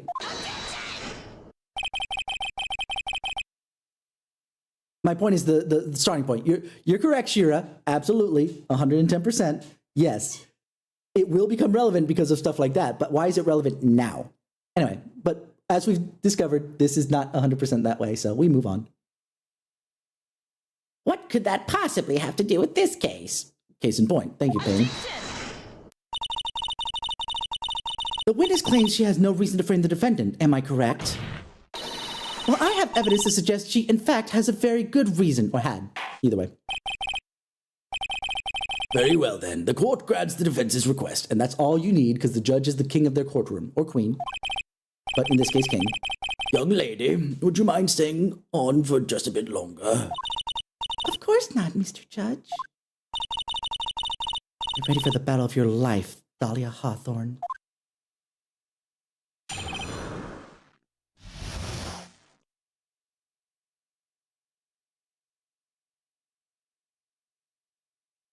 Actually, the pun is a little bit different. Going back to what Shira mentioned earlier. It has to do more with, swallowing poison in particular. But yeah, no, that is a good D's Nuts joke, absolutely. For sure. Not to discount that, I'm just pointing out what it was for. Because this name came up before the D's Nuts joke came out, or at least was more well known overall. I first met my darling Feeny 8 months ago. It was like we were destined to meet in this very the courthouse's basement reading room. The moment our eyes met, my heart skipped a beat. We've been going out ever since that fateful day. Shut up, Phoenix! You're not supposed to be adding testimony to this. We're so lovey-wovey. God damn it, I'm cringing just reading that out loud, but I'm gonna have to. Let's do this. No, fair. We're so lovey-wovey, we literally just make people sick. I think it's just jealousy, I think. Shut up, Phoenix. Mr. Wright, do that again, you'll be held in contempt of court. It would be the first time. Both, generically and for Phoenix. And now we enter the final act of our little drama. As we used to say in the days of my youth, go get her.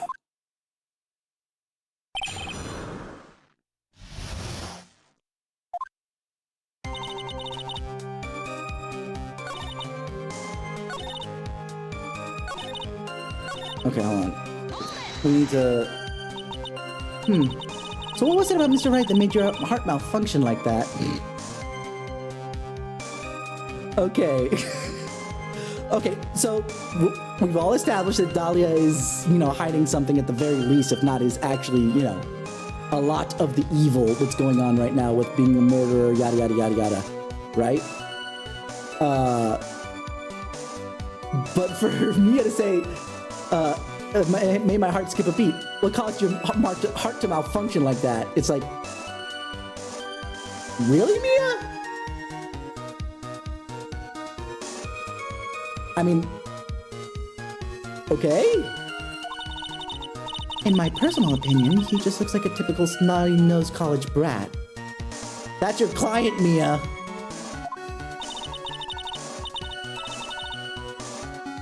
Perhaps to a woman your age. To me, Feeny is handsome. Perhaps to you, Miss Hawthorne, but to the rest of the planet, he's a dime a dozen. Okay, Mia. That's your future protege. Can you not put him down so hard at the very least? I get that you're trying to bring up certain things, but please.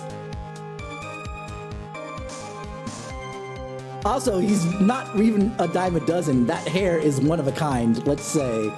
Absolutely, no one else can rock that hair but Phoenix. Love is a mysterious thing, and I object to this line of questioning. If you were to look at my wife, for example, you might all be shocked. He's telling the truth. It was truly shocking. Oh my god, that's a noodle incident. What the heck? I need to know, shocking which direction? Is his wife smoking hot? It's gotta be that way, but it's just like, it leaves a lot to the imagination. Which way would it go? I'm confused.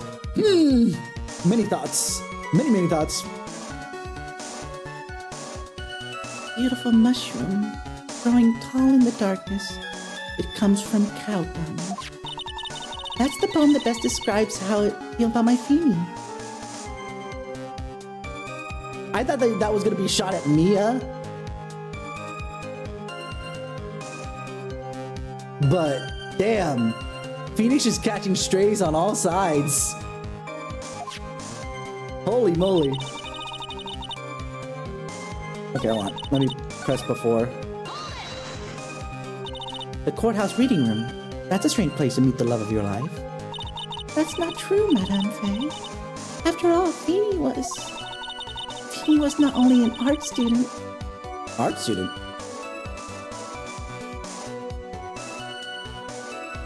But he was also planning on becoming a lawyer. I'm not talking about him. I'm talking about you, Miss Hawthorne. What was a literature student like you doing in a courthouse reading room? This line of questioning is a waste of time. It has nothing to do with our murder case. I was allowed to have, her testify on this matter, which already doesn't really have anything to do with the murder case at the moment. But this line of questioning, now that we've opened up the initial line of questioning, is absolutely important. What was she doing down there?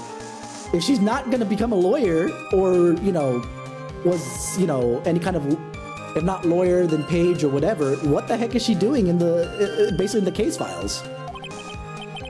Miss Faye, I'm warning you. Is that if this has nothing to do with Mr. Swallow's case? I have to remember, the judge is on Dahlia's side. I better tread carefully. Oh no, I'm gonna press anyway. Your Honor, if you'll allow me some latitude, I think I can establish some relevance. Please ask her to continue on with her testimony. Very well, young lady. I've got a simple question for you. What were you doing downstairs in the courtroom courthouse reading room? If it pleases Your Honor, the answer is simply this. I had come to do, since this one's new, I come to this courthouse to do some research for a paper I was writing.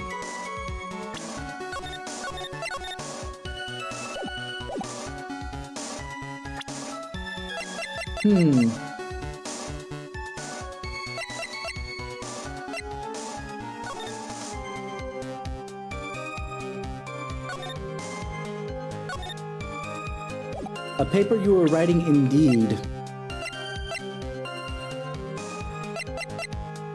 Since I saved. Perfect. Miss Hawthorne, you weren't here because of your research paper, were you? You didn't actually come here for much. Didn't you actually come here for a much more important reason? What is the meaning of that cocky smile on your face, Miss Faye? 8 months ago, right here in this very courthouse, there was another tragedy. Another tragedy? Do you mean the incident in which an attorney was poisoned? The name of the suspect in that incident is listed here in this report. And that name is Dahlia Hawthorne.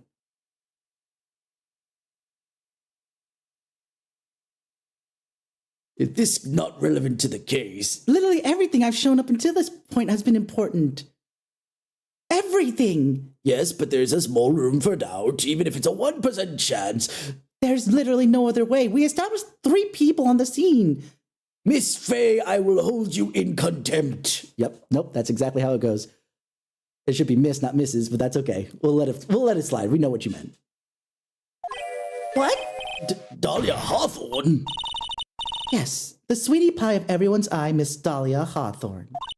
She was the prime suspect in a criminal case just 8 months ago.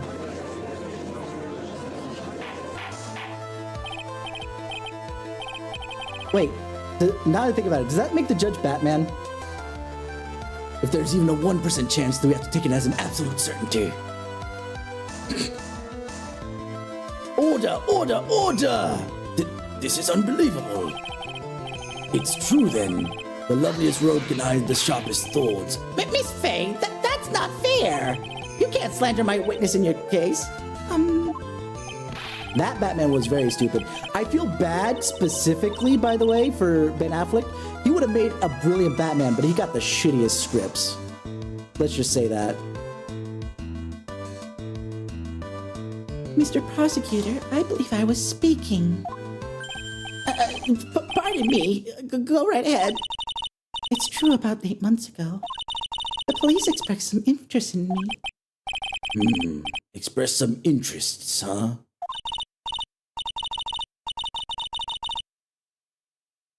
Yeah, that's true. Mr. Judge, sir, I know that I'm under oath, so I'll tell you the absolute truth. Which you haven't been doing to this point, but you know, par for the course. I did not commit a crime that occurred during that incident 8 months ago.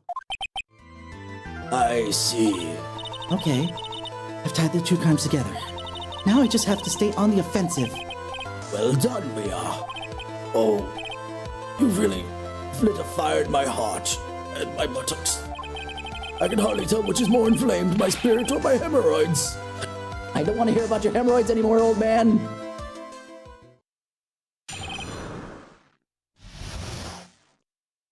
New testimony. I met the lawyer who was poisoned to discuss something in the cafeteria that day. I left my seat for just a moment, and that's when it happened.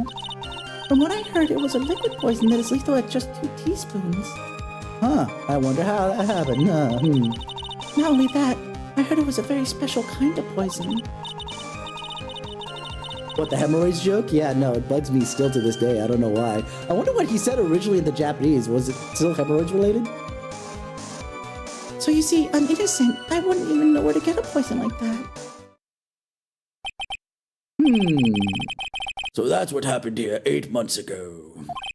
However, as you heard from the witness's testimony, she has nothing to do with it. I think the defense is just out of tricks. I'm terribly sorry, Mr. Payne. But I'm afraid the defense has many more tricks up its sleeve today. And I'll be sure to show them to you before the end of this cross-examination. What the? Why does the defense suddenly feel stronger? Aha, Mia! You're glowing with true lawyer's aura, my dear. That proud posture and self-confidence, absolutely smashing.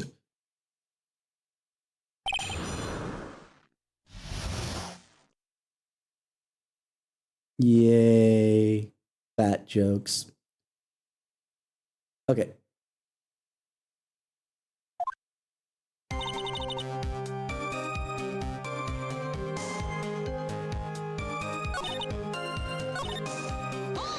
Where did you hear that from, by the way? About how much liquid is 2 teaspoons? Well, let me see. My bottle of eye drops says it's a half fluid ounce, which is equal to 3 teaspoons. It was about 2/3 that amount, huh? The poison was found on the lawyer's mug of coffee. It must have been after I left the table. Someone must have quietly slipped it in there.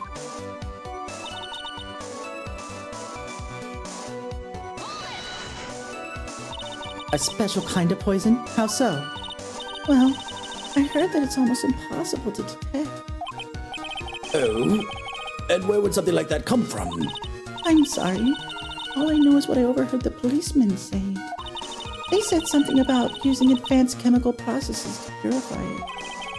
Chemical processes? Well, that's quite impressive. Most impressive.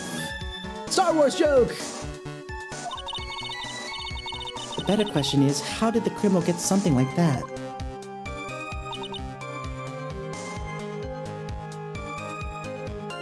I'm only gonna save, because I haven't.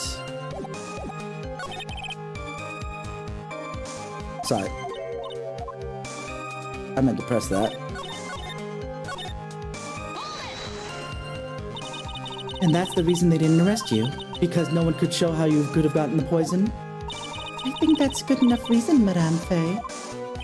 She's right, and I think we've had enough of Miss Faye's questions. Okay.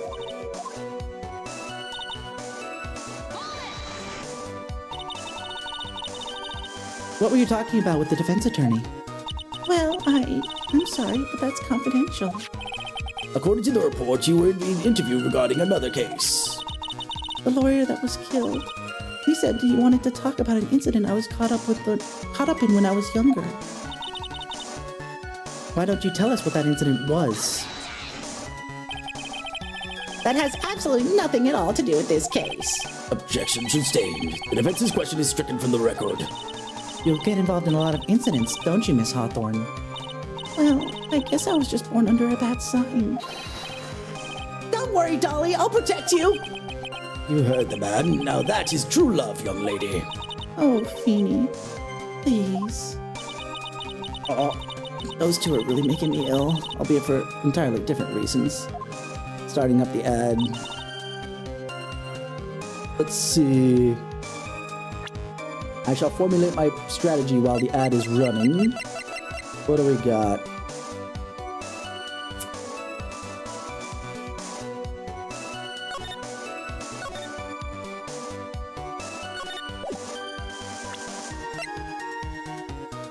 Cheer right there in the courtroom screaming BS while slapping Phoenix in the back. Absolutely. Good lord. Okay.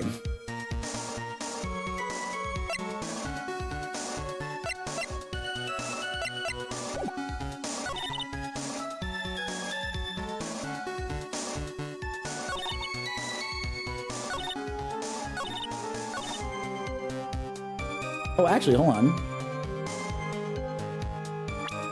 I'll save again here. Still waiting for the ad to end. Profiles. What is poison but just a certain drug that does not actually help you?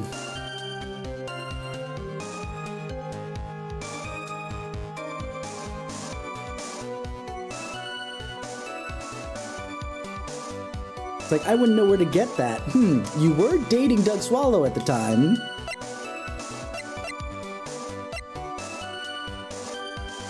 Alright, welcome back. Let's see if this works.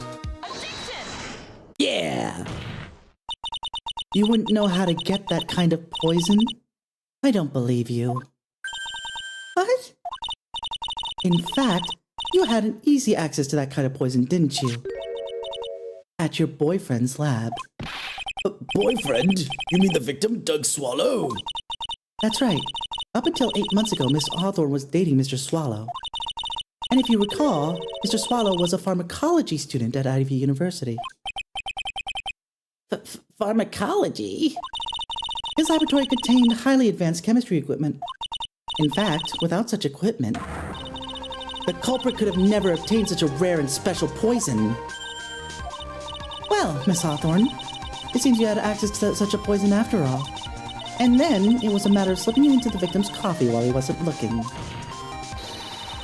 The only person who could have done that was the one sitting at his very table. You! No!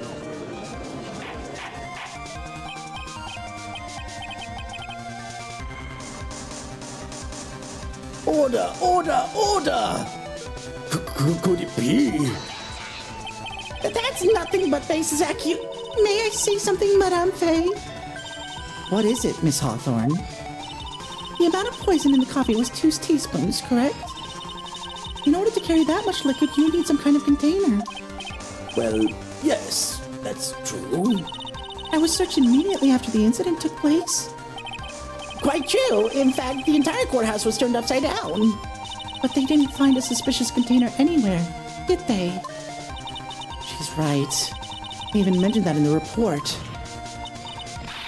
Well, you could have easily gotten rid of something like that small. Excuse me, madame, but this is a court of law. If you're saying I threw the poison container away, I think you need to show some kind of proof. Proof? She got me good with that. Provide some evidence, or I'll have to disallow this line of questioning, Miss Faye. Unless we can come up with some evidence, we're going to lose this lead. The police conducted a full-body search of Dahlia and the entire courthouse. Yet the container holding the poison disappeared right after the crime occurred. If you're going to accuse the young lady of committing the murder, then where's the container the poison was carried in? What happened to it? You were forced to get rid of the container in a hurry, weren't you? And that's why you passed it on to someone who had nothing to do with this case. Someone that you knew wouldn't be searched. Who is this person? Mr. Phoenix Wright, of course. So the defendant was this witness's accomplice? Of course not. She gave the poison to him as it's disguised as a present. What? But that's... That is a charming little necklace. Is this little bottle? It's really quite cute. So what about it? What does it mean, Miss Faye? The day the witness met and fell for Phoenix Wright was 8 months ago, August 27th. The very same day as the poisoning incident. Under the pretense of love, the witness gave my client a present. All for the purpose of hiding the one piece of evidence that wouldn't give her away. What? Are you saying there's a deadly poison in here? No, there's no longer any poison in that bottle. However, I'm certain if the crime lab were to analyze it, they would find a trace amount. No! Order! Order! Order in the court! Shut up, Phoenix! On behalf of Dolly, I object! Mr. Wright, control yourself. I won't let you bully her like this. Mr. Wright, I thought I told you to stay in your seat. Mr. Wright? Why? Why are you going through so much trouble to protect her? Why? Because I'm madly in love with her.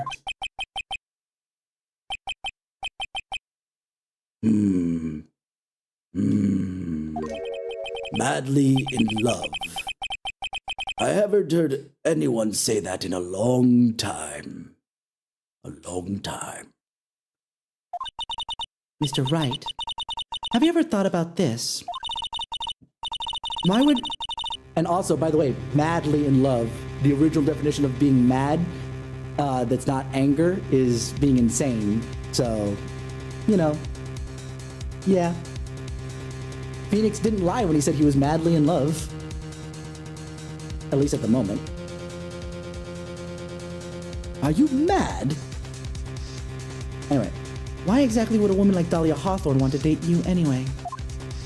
Well, she must be madly in love with me too.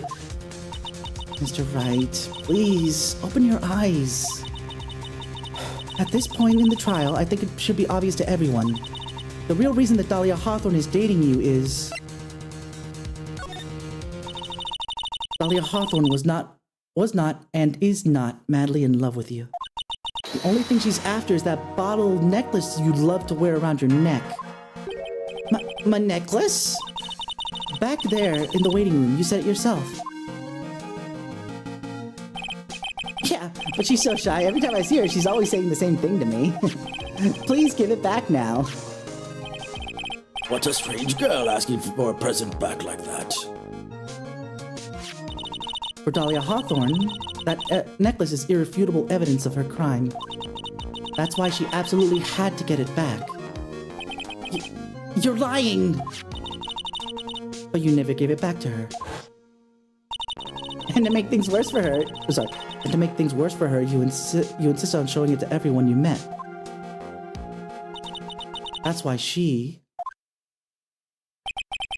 I don't believe you. No! That's a lie!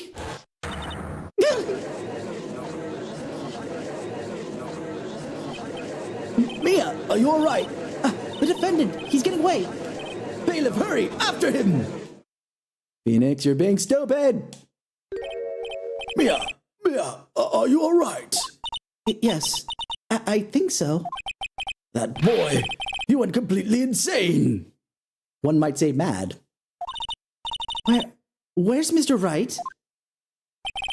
It looks like the bailiff caught him, so he should be back soon enough. Thank goodness. Oh no! What is it? The bottle necklace. Miss Hawthorne's present. It's gone. What?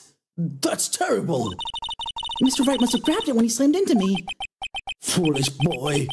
That's the only thing that could have saved him. What in blazes are we supposed to do now?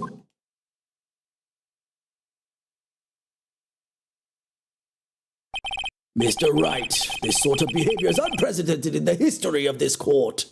I doubt that, but, you know, let's just play it. Let's play like that's the case. I'm sorry. I'm afraid your apology is not enough. Mr. Wright, what did you do with the bottle necklace? Forgive me. I'm sorry. It's okay. Just give back the necklace. I ate it. I'm sorry, I mixed the two voices. I ate it. You what? You ate it? It was too big to swallow, so I had to chew it into little bits first, but yeah. Ugh. But what? What is he doing now?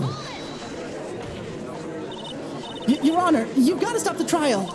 Mr. Wright, are you feeling okay? Does your stomach hurt? That bottle you swallowed may have had some poison left in it. It seems the defendant has proven the prosecution's case for us. Clearly, that bottle did not contain deadly poison. Or it didn't contain enough for him to actually die from. We established that it was 2 teaspoons, and he didn't have that much, so...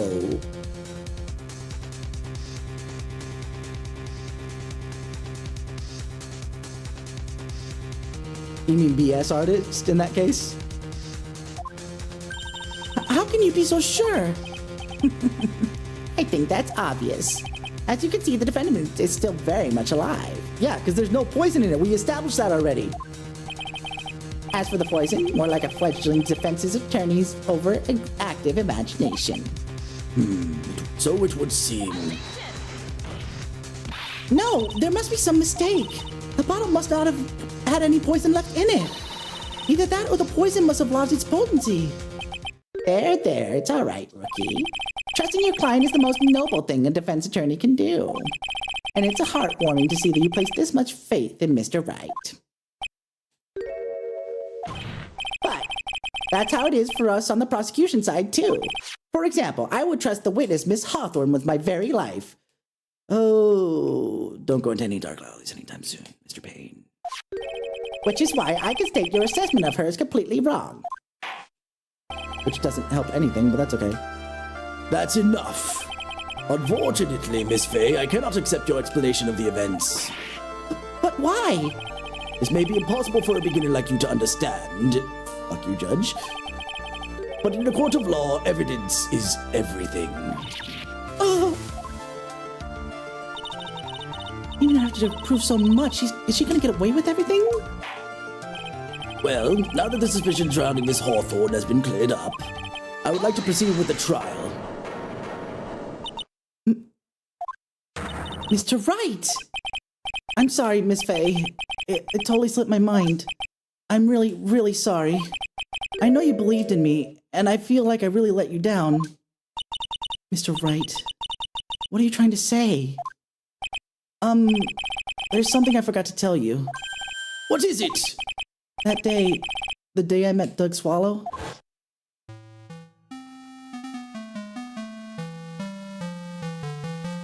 That girl, you shouldn't see her anymore. hey, it's none of your business. I'm telling you for your sake. If you continue to see her, it's going to be bad news. You're lying. Just listen to me. There's something you need to know about that girl. Last night, someone stole some poison from our lab. Why are you synthesizing poison on a regular basis, by the way? That's a question that I have. Poison? The same thing happened 8 months ago. A drug sample was stolen. She came to the lab that time, too. It could have only been her. That girl is a thief. Stop it! Don't talk about her like that. Whoosh.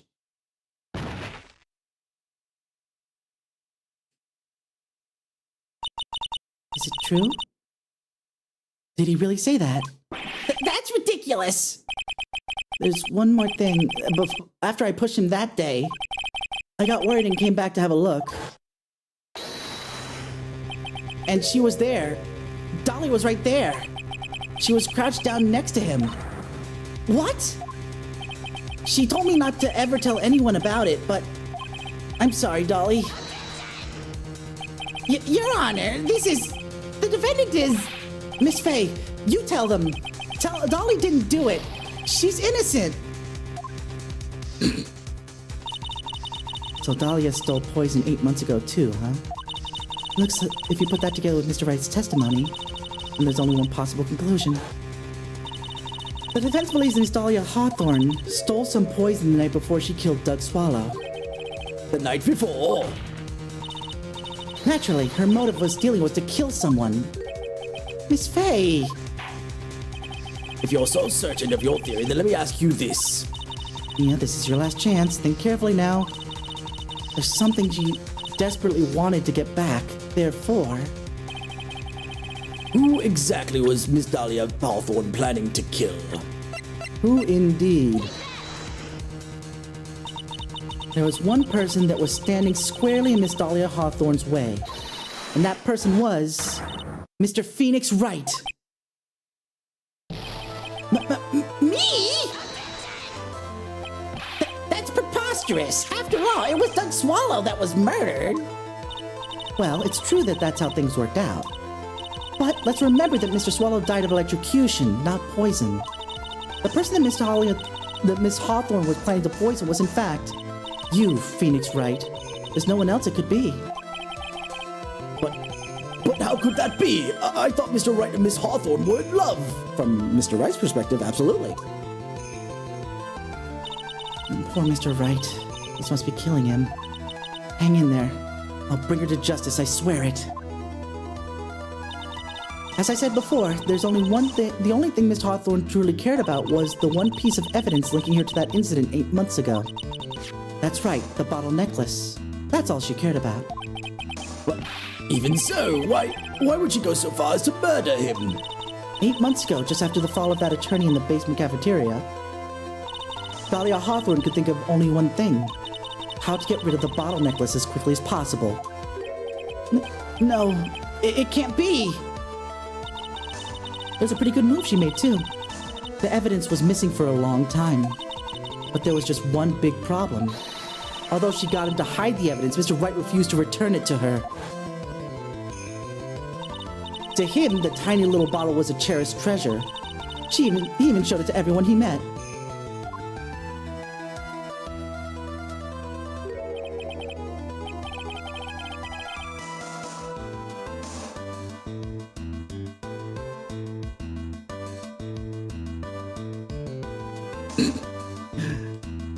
If we does... Wait.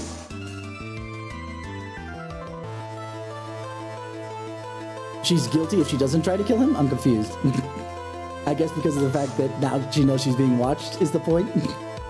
You mean that's why she tried to kill Mr. Wright? Correct, Your Honor. It was to retrieve that piece of evidence. That can't be true!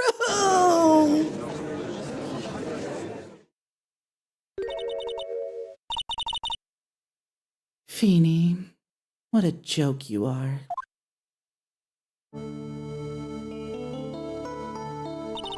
Honestly, how can anyone ever count on you for anything?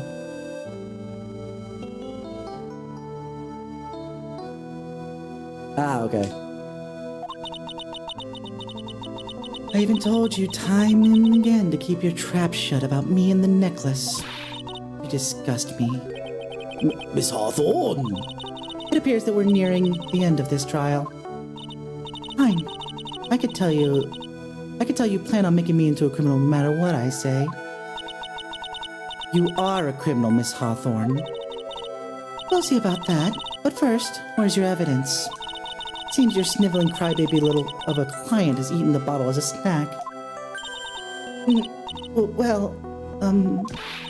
Hey, old man, are you senile or something? Why don't you say something instead of sitting there with your dumb look on your face? Miss Hawthorne, what's happened to you? Are you really that shocked? Or do you prefer me this way, Mr. Judge? With absolutely no proof. You treat a voluntary witness like she's a mass murderer. Well, I have nothing more to say. I'll be heading home now if you don't mind. But we're not finished. Fine. Then ask this nasty old hag to finish up already.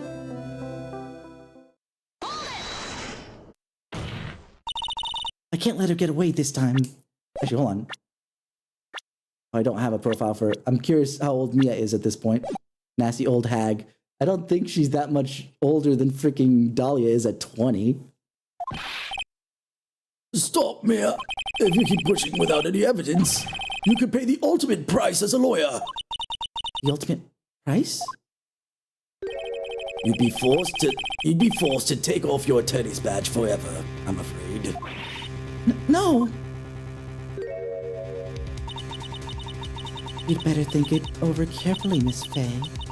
Or should I say, Miss Gray. Well, Miss Faye, can you provide evidence that would establish her guilt once and for all? If I mess this up here, my career as a lawyer is over. So I must save to make sure that I can save scum this bitch. But to be honest, at this point I don't have any evidence that's well-founded. Even so, I'd rather lose my attorney's badge than let her get away with murder. Your Honor, the defense would like to present proof. Impossible! You can't possibly... stupid woman. It is the opinion of the court that there has already been enough discussion. Therefore, I will allow only one piece of evidence to be presented. Just one? If you are unable to establish her guilt, then I'm afraid that a very harsh verdict will immediately be handed down on Mr. Wright. I understand, Your Honor. I can just imagine the headlines for tomorrow's newspaper. Up-and-coming lawyer plummets to earth before she gets the chance to soar. She was planning to poison Mr. Wright. If that's the case, then the poison was probably in there. Now I'm just saving it closer. Well then, Miss Faye, please present your evidence. Show to this court the irrefutable proof that Miss Hawthorne was planning to poison Mr. Wright.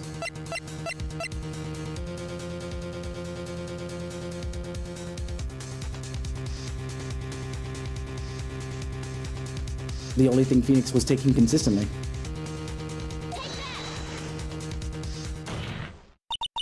Here it is, Your Honor. The evidence that will prove her guilt once and for all. Cold Killer X. Phoenix Wright's beloved cold medicine. Does our rookie defense attorney have a little bit of a cold? If I did, I still wouldn't take this cold medicine. After all, it's been poisoned. What? Remember what the defendant said in his testimony. But I lost my bottle of it around lunchtime the day of the accident. I always eat with Dolly, just the two of us. She was the one who took his bottle of Cold Killer X. And then she poisoned it knowing Mr. Wright was going to take some. Now you're really grasping at straws. After all, it was the victim, Doug Swallow, who was holding the medicine. I would like the court to recall the crime that happened here 8 months ago. Where did Miss Hawthorne hide the evidence? Huh? What are you talking about? 8 months ago, the poison was hidden in her bottle necklace, which she then gave to someone else for safekeeping. She had accidentally run into in the reading room, my client, Mr. Phoenix Wright. Yes, that's right. She did the same thing this time as well. After shoving the victim, Mr. Phoenix Wright left the scene of the crime. That's when the murderer, Dahlia Hawthorne, appeared. Seriously, he goes on for far too long. With her, she was carrying the poisoned bottle of Cold Killer X. This, of course, was so she could carry out her plan to murder Mr. Wright. I believe she did testify that she was going to meet with the defendant. Yes, and she heard and saw everything that happened at the scene of the crime. That hasn't been established, but let's assume that that's the case because of what happens afterwards. Including what the defendant and the victim were arguing about in the cut electrical cable. That's when she realized, I can't allow Doug Swallow to live. She used a severed electrical cable to silence him forever. Unfortunately for her, this is when the problem occurred. Mr. Wright, who she thought had left the scene, came back to check on the victim. And on top of that, because of the power outage, some students showed up as well. It's hardly any wonder that she was, as she put it, in a state of panic. Recall that she was carrying that bottle of poison cold medicine. She must have thought, what if they searched me like they did 8 months ago? 8 months ago? Yes. She disposed of the evidence exactly in the same way as she did back then. She had someone else hold it. In this case, Doug Swallow.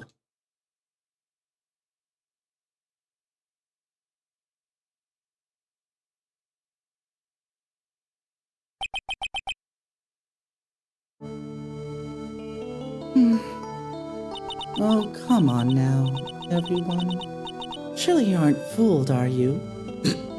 I love the fact that she says a line like this, knowing how she is, Jesus. This stupid woman, she's nothing like but a filthy, stinking liar. Right, Mr. Prosecutor? Yes, that's exactly right. Just pure desperation. I wonder which one of us is the desperate one. So, Miss Hawthorne, this cold medicine, I wonder if you wouldn't mind taking some.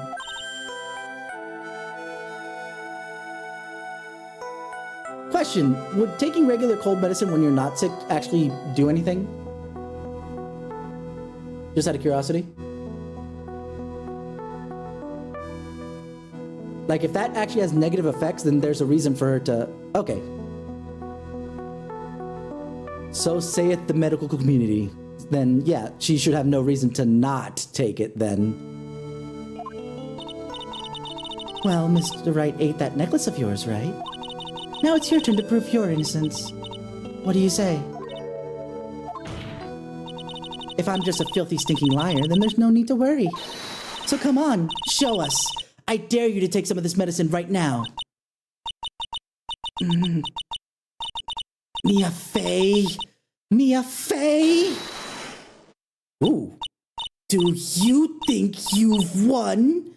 Well, do you, Mia Fey?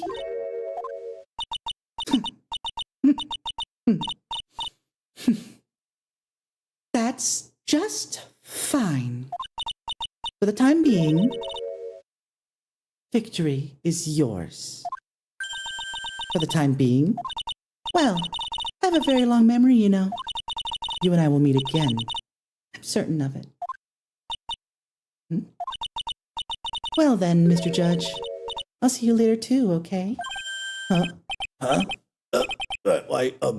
Yes. I'm going to spend a little quality time with the men in blue now. I wish you all the best.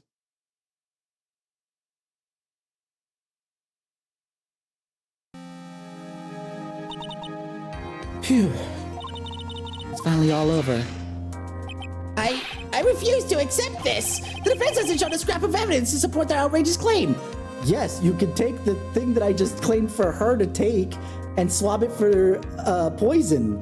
If it's true, then absolutely we have at least enough circumstantial evidence to establish something. But even so, your witness seems to have accepted it.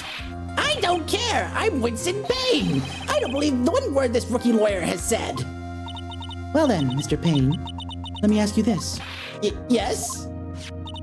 Would you care to try this cold medicine? What? Just a little earlier, I could have sworn you said... There. It's all right, rookie. For example, I would trust the witness, Miss Hawthorne, with my very life. So, if she's so trustworthy, then I'm sure there couldn't possibly be any poison in here, right? You see, yes? And here comes the backpedal. Come on now, rookie killer, show this rookie how it's done. How much trust do you really have for this woman? Are you willing to bet your life? My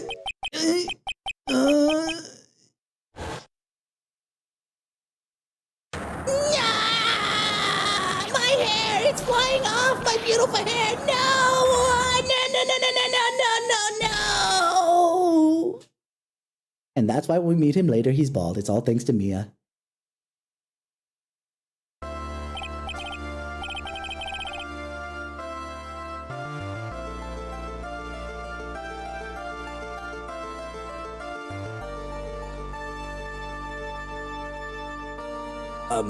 Mr. Payne, about Miss Dahlia Hawthorne.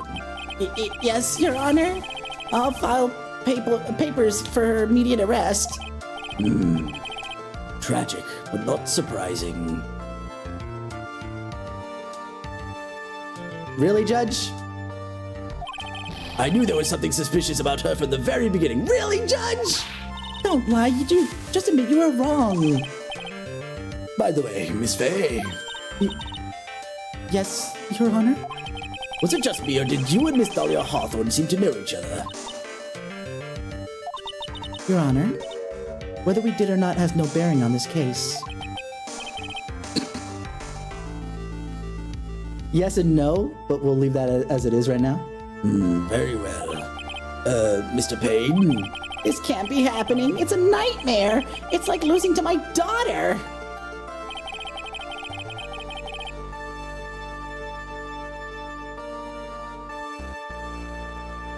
Yeah, I guess the next time we do see her, she still is. Anyway, you're not wrong. It appears Mr. Payne has lost his spirit along with his hair. Does the defendant have anything further to say? It can't be true, my dear Dolly. Very well then. I believe I am ready to pass judgment and bring this trial to an end. The court finds the defendant, Phoenix Wright, not guilty.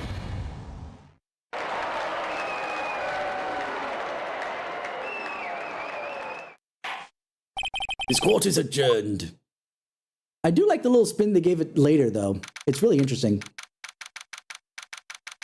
And it's honestly most of the reason why I think Phoenix is more bi, too. Now, don't get me wrong. I still think that he should go off with Edgeworth. I agree 100%, Moth. But I feel like Phoenix, at the very least, is bi because of what gets introduced later. But that's a whole different deal. Mia, you're wonderful in there. Thank you for everything, Mr. Grossberg. During the verdict, I thought my hemorrhoids were going to explode like Mount Vesuvius. Mr. Grossberg, do you, think maybe you could stop talking about them? That's rather rude. No, it's really rude for you to talk about your medical issues in front of everybody else. Anyway, this case has really made me think. What does it really mean to have a relationship of mutual trust with the client? Perhaps it is we veteran lawyers who have lost sight of this. Oh, Mr. Wright, congratulations.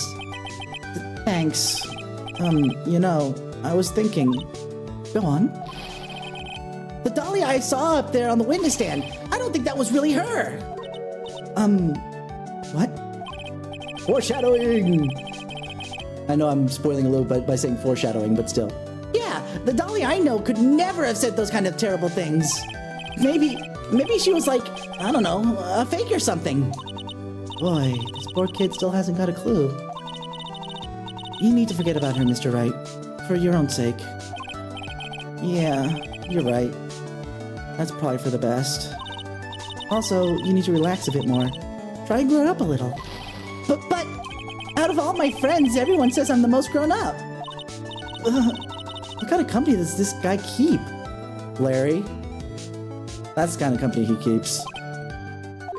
Right now, I'm studying to become a lawyer myself. That's what you keep saying. But I thought you were in the art department. Yeah, well, I am. But there's a friend that I desperately want to help. And if I hurry, then I should be able to save him in time. I see. A friend. Quotation marks. Say, Miss Faye? A lawyer is someone who can help people when they're in trouble, right? Mr. Wright, I'm still new at this myself, but I think that's exactly what a lawyer is. Okay, I'm gonna do it.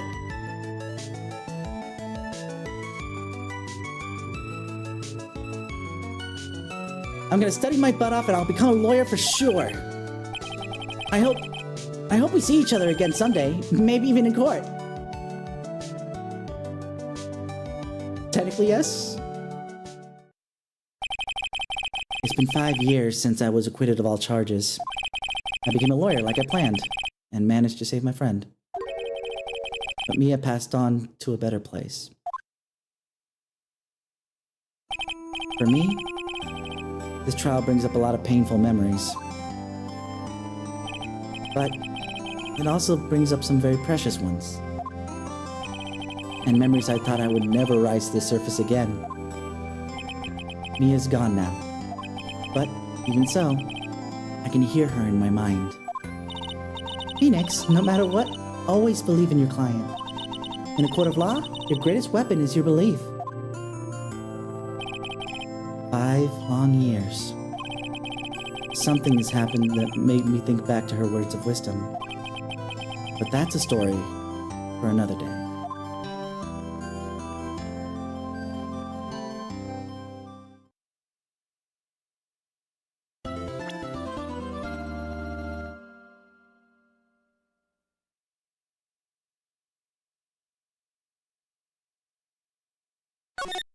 We're gonna continue because A, I want to continue, and B, I want to see the new prosecutor. The new prosecutor, I'm gonna have fun. Hey, this is my second favorite prosecutor behind Edgeworth. Shut up.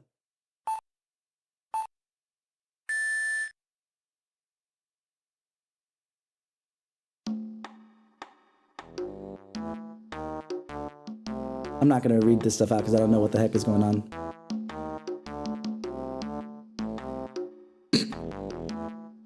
Oh, never mind. Oh, you said it, pal. It must have... whatever. We're gonna leave this alone. I can't control the speed of this.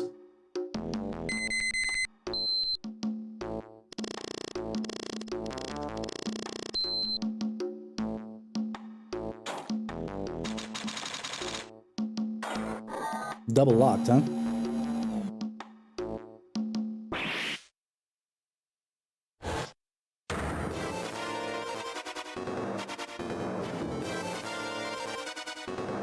Yes, sir. Shall I sign a building?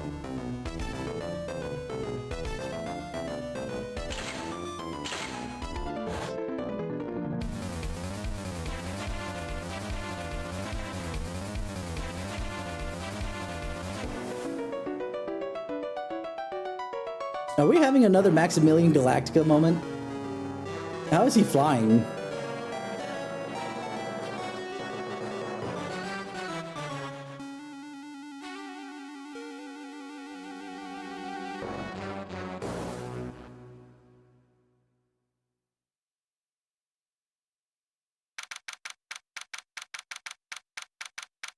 Because it opened to the side.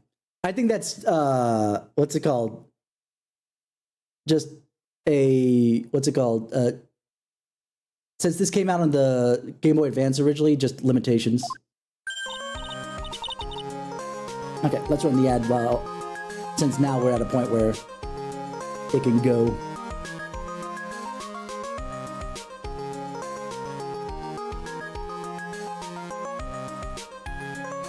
Oh boy.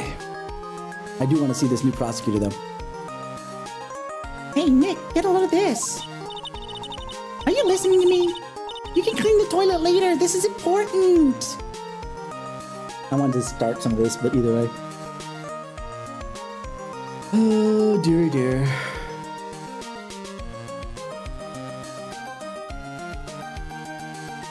Oh yeah, there's spoilers in this freaking... So yeah, after we finish Trials and Tribulations entirely, we could watch these bloopers because they're hilarious. And now that we have context for most of them, there's only like, I think 2 anime-only cases. So... Welcome back, Var. Oh, also, hold on. I just remembered. We're in a new case, so we're gonna have new names.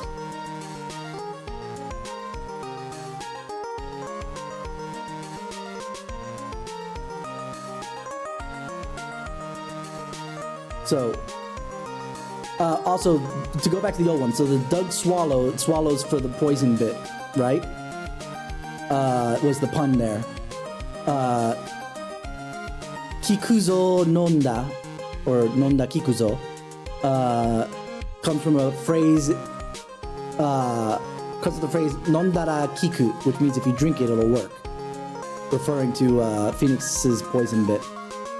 Dahlia Hawthorne, in the English pun is Dahlia is the name of a flower, but especially well known for the murder mystery The Black Dahlia. Her last name may be a reference to her having thorns.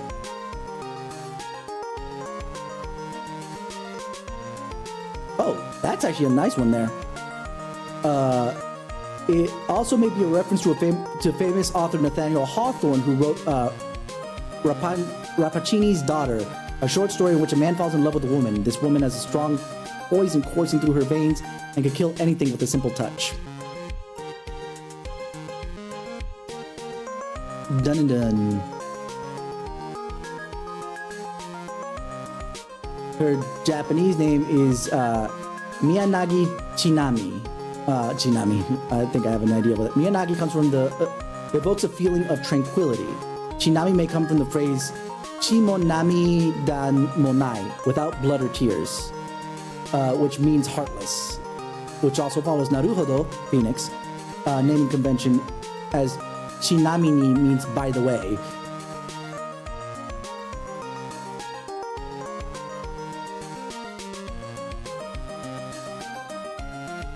By the way, I tried to say I'd be there. And let me just queue up the new characters real quick.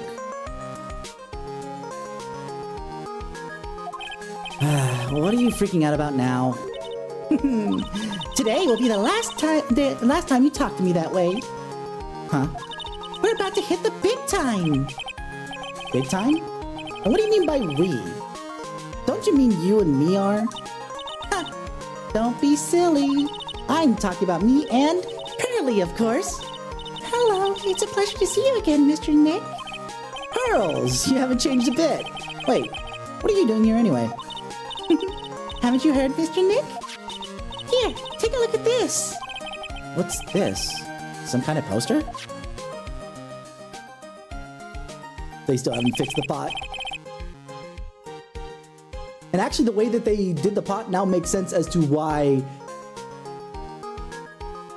it could be moved around just fine in the Japanese as well. I had an issue with the initial pot look in Japanese because the change of the kanji doesn't seem like it would have worked out, but now it seems more reasonable. A little bit more reasonable. Kurain Village. Isn't that... That's right. That's right. It's our hometown. Pearly and mine, that is. What's this about treasures from the boonies? Very funny. You can laugh all you want, but you'll be singing another tune tonight. Tonight? What about tonight? The Treasures of Kurain exhibit doesn't actually start until next week, but the promoter sent us some special VIP entry passes. That's why I dressed up extra special today. What do you think, Nick? You look the same as always. Same Maya, different day. This young lady here is Maya Fey. Remember, we're starting a new game, so this is introducing to those who haven't played the previous two games. The young sister of Mia Fey, my friend and mentor. I met her 2 years ago. I first met her 2 years ago. I was working on the case surrounding Mia's death, and ever since then... I've been the one keeping his law office afloat from behind the scenes. Actually, that's just a cover for her true identity. In reality, she's a spirit medium, and a bit of a shady character. Hey, who are you calling shady?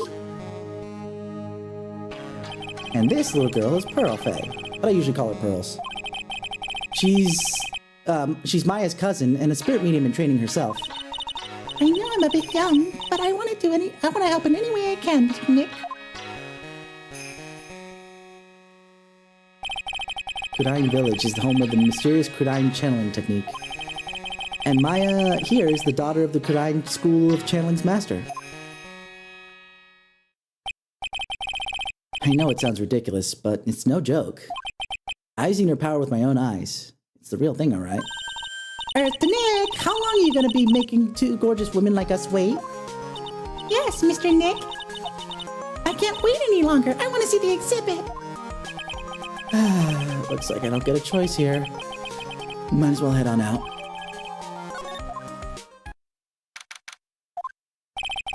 Lordly Taylor. The city's fanciest and most expensive department store. A treasure exhibit, huh? I have to admit, I'm pretty impressed.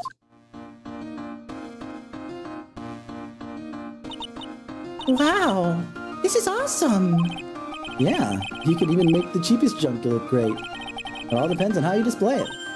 Oh, they even have the dusty old hanging scroll that was in the Fay Manor storeroom. Oh yeah, I remember scribbling on it when I was a little girl. On a family heirloom? Say, Nick, the person in charge of this exhibition is waiting for us in the basement warehouse. Alright, guess we should go say hello.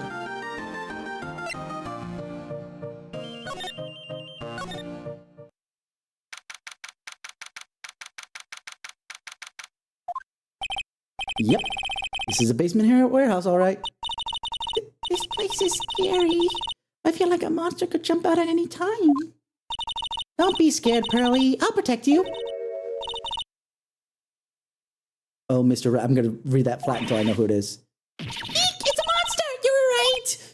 Huh? A monster? Oh! Hi, Adrian. I forgot that you were in this case. I'd say you changed, but you kind of didn't. You just went from blue to black. Why? Anyway. Good evening. It's good to see you again. I know you. It's nice to see you too, little miss. Oh my god, she can smile. We saved her good that last case, didn't we? Hello. Is she a friend of yours, Nick? How do you know her, Pearly? Because you were kidnapped at the time, Maya. Don't worry about it. Nice to meet you. I'm Adrian Andrews. I'm in charge of the promotion and planning for this treasure exhibit. So I assume that you weren't given another actor to become a manager of, huh? I'm also responsible for the security arrangements. Oh, nice to meet you. Adrian sure has changed since we last met. So, this is the warehouse. Really valuable exhibit items are still being stored away here. It really has been a long time, hasn't it, Mr. Wright? Why is it so quiet, by the way? Why is there no music? Nick, what's going on? Who is this woman? Why are you freaking out on me? What? I just thought it'd be more dramatic if I got all worked up, that's all. Mystic Maya, you shouldn't let him off the hook so easily. Please, Maya, don't say anything that will needle Pearls further. Mr. Wright was there for me when I really needed help. Please don't be vague about this, Adrian. It was something that happened 7 months ago. So it's been 7 months since the end of the last game. You remember, don't you? The Nickel Samurai case? Not really. I was stuck in a dark wine cellar. Did that escape your memory, Nick? After that, I quit being a manager. Oh, so she quit. Very well. And started this job. Wow, that's tough. I'm sorry, Miss Andrews, if it wasn't for us. No, don't say that. I'm glad the whole thing happened. Thanks to you and everyone else that was involved, I was able to change my whole life. I really am grateful. Phew, that's a relief. I'm really impressed, Miss Andrews. Handling a huge exhibition like this must be very tiring. Well, Worley Taylor is celebrating their 200th anniversary this year. The works on display in the main exhibition hall are worthy of the finest museums. Woohoo! Did you hear that, Fairly? The finest museums! Yes, I did! That's really wonderful! So this basement warehouse is pretty well protected, huh? Of course it is. After all, there's some priceless treasures here. The security guards are all very highly trained as well. That sounds good. So what's with that face she's making?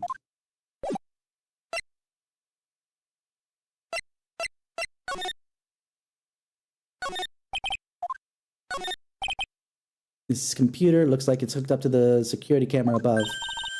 And that means what? The camera is set up to take a photo of anyone who goes in or out of the storeroom. Then the the camera gets uploaded to this computer here. That's what.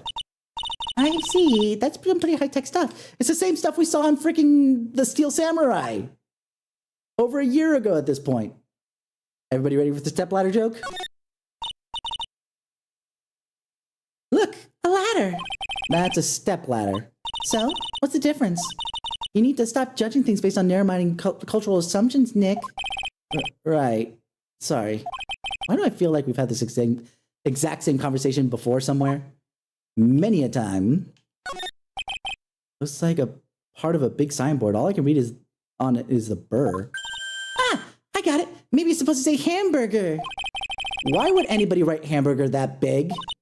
Like, maybe for the World Hamburger Festival or something? I kinda doubt it. Aha! I got it! Maybe it said spaghetti! Why are you talking about food? Oh, wait. That's normal for you. Anyway, it says burr, but there's no way it could be spaghetti. Well, maybe it was a typo. Maybe you should have said spaghetti, the Spaghetti Festival. What do you think? Okay. To me, besides spaghetti... Okay to me. Besides, spaghetti is the only thing more tangled than your reasoning. Mr. Nick, what's that big door over there? Looks like it's the door to the actual storeroom. I can see lots of big boxes and stuff back there. Really? Let's go in. I want to take a look. Oh, I'm sorry. Unauthorized personnel aren't allowed in there. Did you hear that, Nick? We're unauthorized personnel. Why are you telling me that? Ooh, that's a fancy looking statue.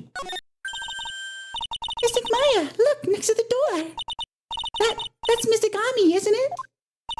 Yes, that's a statue of the woman who invented the Kudai channeling technique, Ami Faye.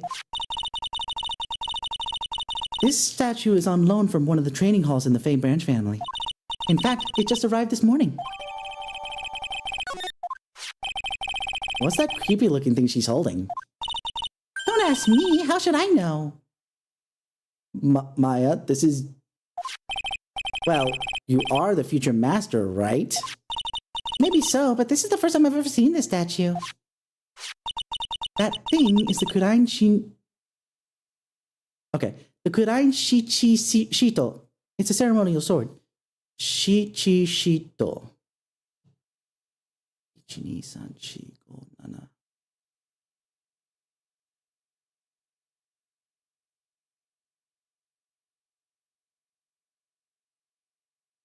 One, two, three, four, five, six. Anyway. Oh, wait, 7. There's 7 points on that sword. Because I think shichi is another way to count to 7 in Japanese. It's not a real weapon, so the blade isn't sharp. Aw, phooey. I want to cut something. Why are you eyeing me for? Oh, look, It's already 8. Have you all eaten yet? Well, actually, I've already made a reservation at the restaurant on the 12th floor. Why don't we all dine together? Ooh, I like the sound of that. Dine. It sounds so fancy. I'll have the kids' lunch. Pearly, it's dinner, not lunch. Why don't you go for it and really eat your fill with the kids' dinner? Okay, in that case, I'll have 1 kid's dinner for me. Shall we head upstairs then? After that pleasant evening, all that remained was to wait for the exhibition's opening. It was wonderful seeing Miss Andrew looking so happy. None of us could have imagined that the very next day something terrible would happen.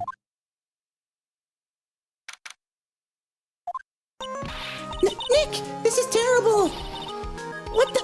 You're cleaning the toilet again? I never knew you were such a toilet freak. Give me a break, would you? My brain just hit the snooze button for the 5th time. I'm gonna turn on the TV.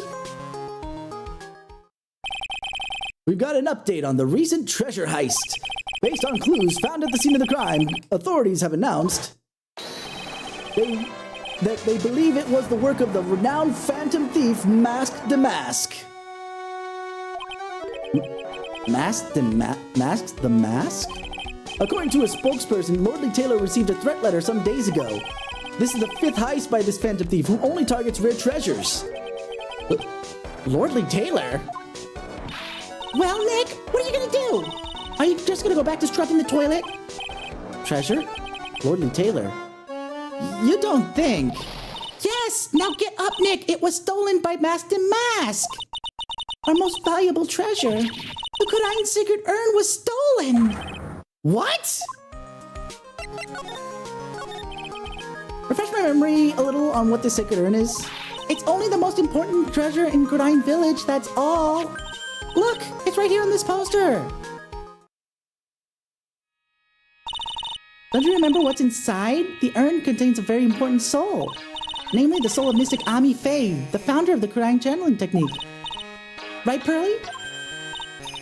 Yes, that's right. Hold up. I thought that the urn, I thought the urn had the name Ami written on it. Now it says I am. Any idea how that happened, Pearly? Well, There's some things best left unsolved, wouldn't you say, Mr. Nick? That's right. 1 year ago, there was a murder in Kudain Village, Maya's hometown. The sacred urn turned out to be an important clue in that case.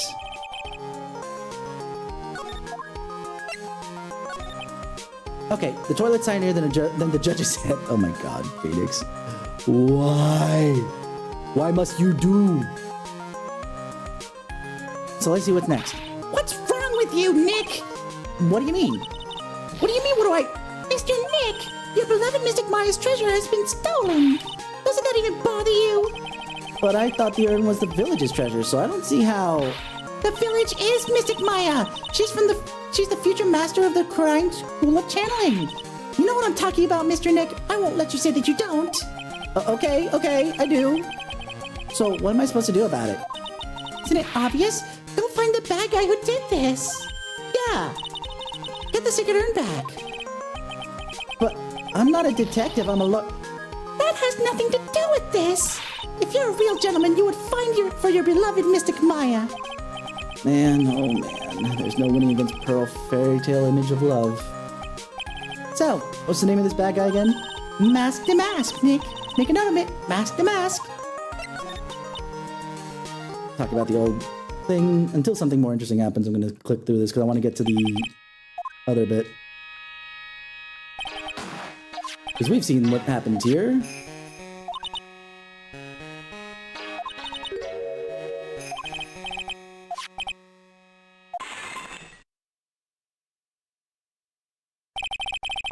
But she did a good job putting that thing back together on her own without letting anybody know. That's actually kind of brilliant.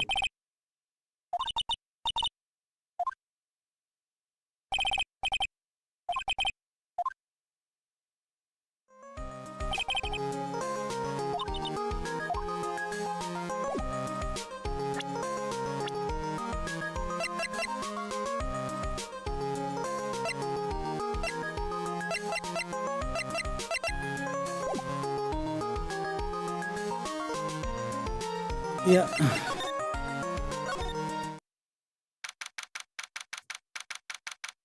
Yeah, I feel like the spelling for a 10-year-old is an issue that didn't translate very well because it makes sense for a 10-year-old not to, or 9-year-old, as we just looked at, a 9-year-old to not know all the kanji that she needs to know for making sure that was okay is one thing, but doing it for a English lettering for a 9-year-old, that's a little weird.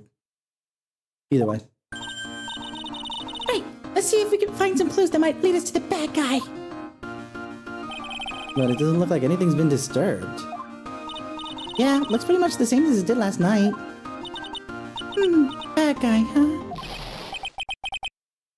Hey, you can't poke around here, pal. Wait a minute, that voice. Oh no, not him again. It's you! And I'm the one who'll be saying not again. Why is it that every time something happens, you always show up, pal? I should be asking you that. Aren't there any other detectives? No! I should be asking you that! What are you doing hanging around here? Hey, I asked you first. Why are you here any... All right, we got it. Why don't you two kiss and make up already? No, Maya, no, that's not the ship we want. No, stop, none of that. Hello. It's been a long time, Mr. Scruffy Detective. Oh, it's you, little missy. Actually, my name's Gumshoe, Detective Dick Gumshoe. Now's a good chance for you to try to remember it right. And if it's too long for you, you can just call him Dick. Okay, it's good to see you again, Mr. Detective Dick. What have you done? Maya, no! Yeah. Good to see you again, too, I guess. Mr. Detective Dick, can you tell us what happened? Oh, you're trying to remember my name. Atta girl. It's Gumshoe, okay? Anyway, the thief stole something, called the Sacred Urn. You know about that. Oh, well, the criminal's name is Master Mask. I know about that too. Detective, can't you tell us about something other than that? Well, I guess it's sorta kinda owe you guys in a way. The crime occurred last night around 1:30 in the morning. How exactly do you know that? We got an emergency phone call from a guard at the scene of the crime, pal. He said the urn was just stolen. The scene of the crime? You mean here, right? Wrong. That urn was being kept under careful guard in the basement warehouse. Basement warehouse, huh? So who was guarding the basement warehouse? That guy! It's all his fault the thief got away, pal. He solves one case and he gets a swelled head thinking that he's an ace detective. Ace Detective? More like ace defective.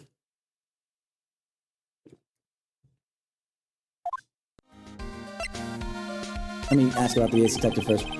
So, why are you calling him an ace detective anyway? That's what he calls himself, pal. I didn't make it up. Gonna need a sensu for that one. So, what's he like? Well, like I told you, Master Mask has made 5 heists so far. On his 4th heist, Mr. Ace Detective managed to get the stolen treasure back. Wow, that ain't impressive all by himself. Yeah, I gotta admit it, pal. Maybe he really is as good as he says. Every time the thief sends one of his calling cards, we send our men out on a stakeout. But none of us has ever gotten so much of a glimpse of the guy. But Mr. Ace Detective was able to retrieve the stolen treasure from the thief. Anyway, he's at the scene of the crime right now, looking for clues. So he's down in the basement warehouse, huh? Hey, Detective Gumshoe, about this Master Mask. Is he famous? What? You're joking, right, Nick? Master Mask is the hottest thing since sliced bread. Sometimes he appears as a museum god, and other times he appears as a big brown bear known to surprise unsuspecting victims. But underneath those disguises is the true Master Mask. So he's some kind of master of disguise, huh? And he only goes after the finest works of art, pal. Last night was his 5th heist. If Lordly Taylor had only cooperated, we could have caught him this time. What? And you knew he was planning on stealing the sacred urn?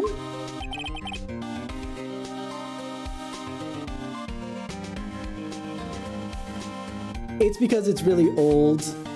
Slicing your own bread is a kind of a pain in the butt, so when it came pre-sliced, it was like, oh, that's amazing! But that nothing else was amazing since then you're right. Yeah, I agree with you, Moth.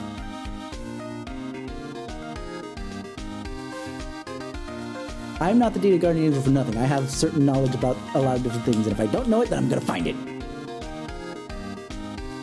Absolutely a social stage, though, yeah. Of course I did! The guy always sends his calling card before he steals something. Calling card, huh? They mentioned that on TV. So what about this calling card? Here it is. But don't show it to anyone. It's top secret, okay, pal? What's this mark on the front? That's Master Mask's signature emblem, pal. You could say it's his mark. But of all his calling cards, all of his calling cards have got it on them. They didn't mention that on the news flash. We were withholding that detail from the public for operational reasons. The only way we can tell a calling card is real or not is by this emblem.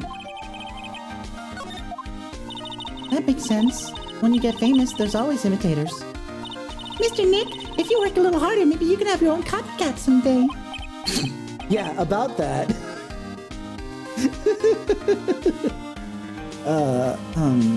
Thanks, I guess. Down to the basement. No matter how many times we come here, this place always gives me the chills. What is in your imagination, Dick Gumshoe's voice? Moth, out of curiosity.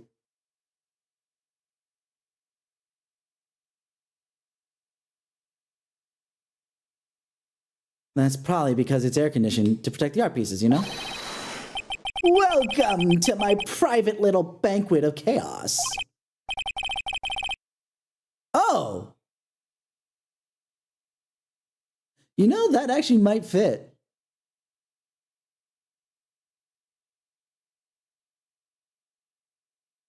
Yeah, yeah.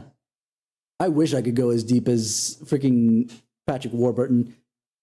His voice is super sexy. Just in general to me, you know?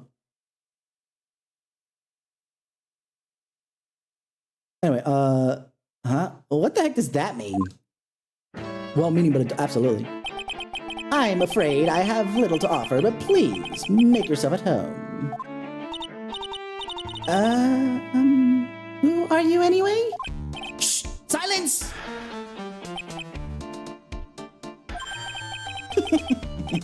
Now I see. It's all becoming clear. What do you see? Zavari! The truth has once again been elegantly revealed to me. A lawyer and a spirit medium. Neither very advanced in their trade. Am I wrong? Neither very advanced. No, excuse me? Yikes, that's scary. How did you know that? How, you say? The universal skeptic would say that how is nothing but a question of why. I'm a traveler of both space and time. I know I flipped that, I don't care. And a swimmer of dreams. What is he talking about? I can't make heads or tails of it. Yeah, I know. Not very good. The only case he ever lost, he lost on purpose. In technicality, right? Exactly. Without further ado, oh, and let's be fair. Let's be fair. The fifth case in, what's it called? In the original Ace Attorney didn't exist when this one was being written. Let's be fair. So 7 cases, essentially. Let's go with a little bit of meta, 7 cases. But even then, yeah, no, exactly. Even then, yeah. Come on, man. Technically, I could fix it by doubling up, because the Edgeworth case, the technical final case of the original Ace Attorney, was technically 2 cases in 1, and we've solved that. So,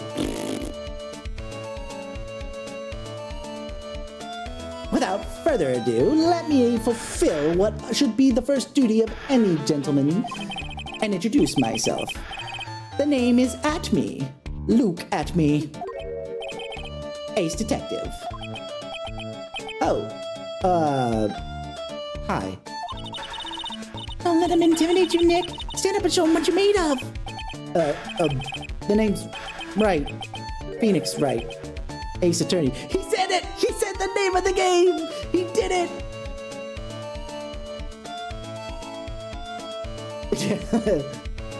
Yeah. Precisely, right? No, that's exactly right. Now, granted, the one thing that he is correct...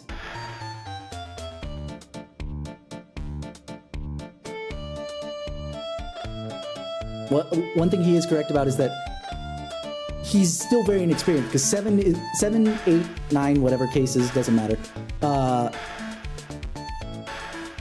is not a lot of cases underneath your belt, so he's still not very experienced. Now, he said not very good, which is... that's patently wrong, but let's run the ad while this is going. Also, James Bond reference, but I had fun. What do you mean, speak straight well? I got confused. Do you think that straight people have an accent? Is that what it is?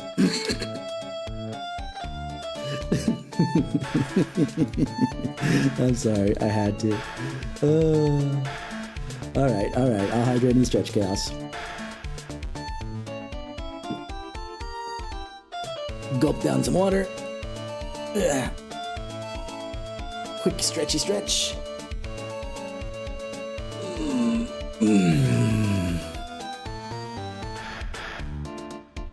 Alright, we got 40 some seconds before everything come back. Still, by the way, even music like this is really good.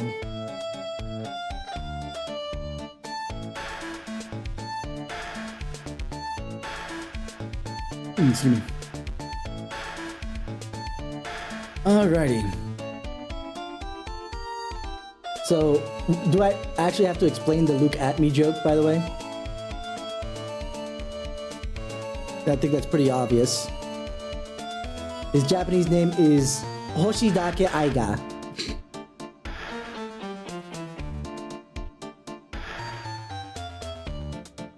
That's hilarious. So the name Luke at me has the obvious joke in there, by the way. But the Japanese name is Aiga Hoshidake, which literally translates to all I want is love. Let's see, there's something here. In the Japanese release, Hoshidake talks with a lot of very old Japanese and often claims the word suvari, and that's where svari comes from. So they just, I guess because they didn't know what suvari was in particular, so they didn't know how to translate it. They're just, and since it was nonsensical, probably, to be fair, that's why they went with it.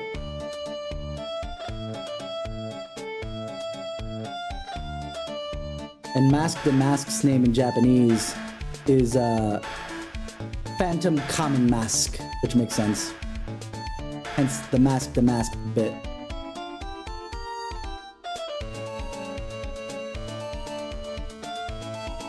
You give me that. There's not a lot of cases in general, but he said he said he was not good at his trade. Yep.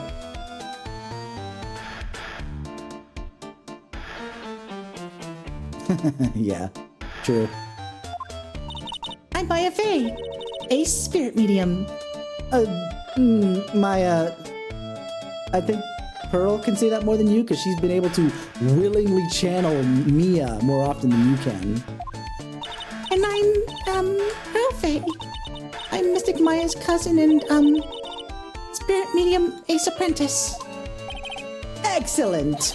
Well then, shall we begin our little game? Game? Why does the phrase one short of a baker's dozen come to mind with this guy? So you are really as famous as you say? Of course. For a lawyer, you have a rather shocking lack of knowledge about the world. I had no idea anyone was left in the city who had not heard of me. Look at me. I am Mask the Mask's arch enemy, the 8th detective, Luke at me. At this moment, there are two mighty figures which loom large over this grand city. One embodies the nefarious forces of darkness, and the other angelic cherubs of light. Boy, now I'm really lost. What is he saying, Nick? I have been personally on the heels of this villain since his first crime. After learning about this criminal's patterns, I thwarted his very latest loathsome larceny. I hate the fact that I like him just because he uses freaking alliteration, and I love alliteration. But he's a pain in the butt regardless. Even I returned to the target of...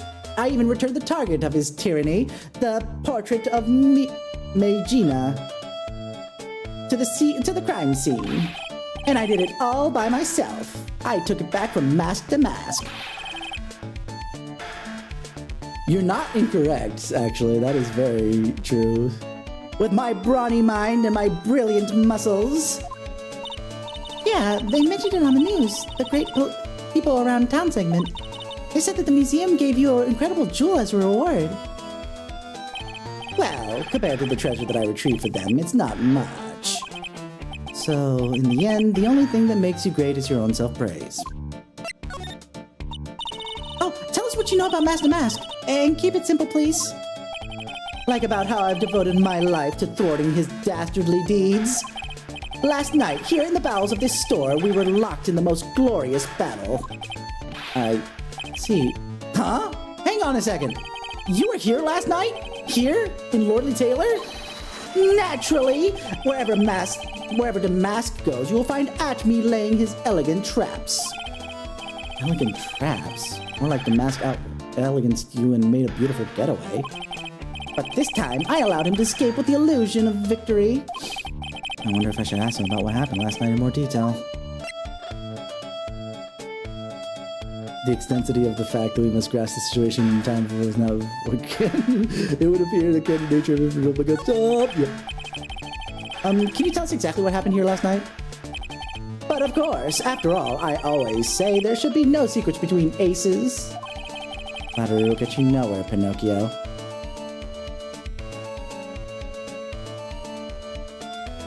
That is actually kind of funny.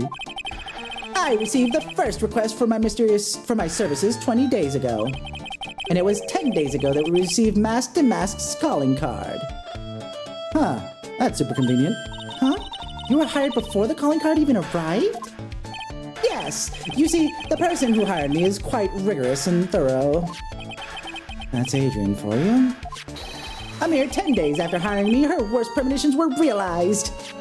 A calling card arrived, right? Yes. So, ace detective that I am, I set a trap for the thief right here in the warehouse. And waited for him. Alone. That was stupid of you. Alone? But why? Didn't you go to the police for help? Ridiculous! Why would I seek help from such a singularly useless group of nincompoops?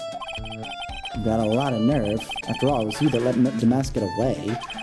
I always operate alone and concealed, out of sight of others. Concealed? Precisely! Even with the guards on duty here were unaware of my presence. To fool your enemies, you must first fool your friends. It's my own original proverb. How very unoriginal of you.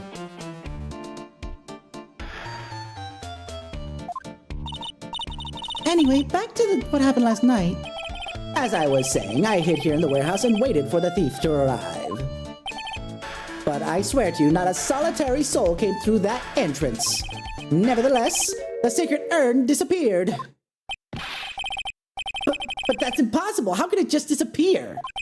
How, you ask? Don't be ridiculous, sir lawyer. If I knew the question to that, I wouldn't be here. For someone who seriously messed up his own stakeout, he's rather full of himself. So you're saying that even though... no. I think that's a typo. On one should be no one, right? So you're saying that even though no one came through those doors last night, our precious urn still somehow vanished from under your nose? Well, it's really hard to see under his nose with how big it is, so... that's just not possible. Alright, let's examine the area. Got this new box here. Sir lawyer, please refrain from such crude behavior. What do you mean? This criminal is an artist. The crime scene is a canvas upon which he paints. Only I, Ace Detective Atme, have the eye which is educated enough to read the signs. Could you translate that for me, Nick? I think he pretty much said don't touch anything amateurs. If there's something you wish to know about, you have but to ask Atme. I know everything that there is to know about my rival, Mask to Mask. What do I do now? Does he have any top secret information? Stuff that only a real crime buff would know? I'll think about what to ask while I listen to Mr. Ace Detective have to say.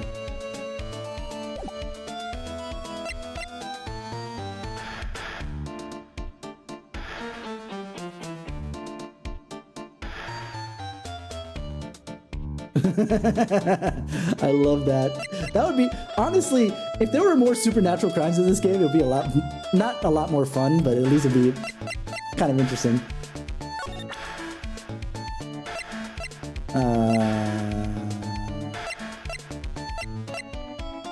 I guess let's ask about Master Mask with this. Master Mask's calling card. It's got an emblem printed on it, right? Quite impressive. But I would expect nothing less from my arch rival. I'm surprised to see you in possession of such top secret piece of information. Well, we've got an ace lawyer, an ace spirit medium, and an ace cousin apprentice here. Yes, indeed. I think I could learn to like you, my fellow ace professionals. I don't know if I really want this guy to like us. Like, ever. Well, Well, Sir Lawyer, I've been told that you too are pursuing the mysterious thief. Well, I'm not sure how I would say that exactly. That's right! We're gonna find the sacred urn no matter what we have to do. Excellent. I will trust you. I permit you to take a look around while I investigate elsewhere. If, perchance, you discover something of value, then return to my office. My Office of Earthly Delights, the Atme Detective Agency. Office of Earthly Delights? Well then, Sir Lawyer, if you'll excuse me, I have much to do. Wait a minute! He's gone. I don't like the idea of doing this guy's work for him.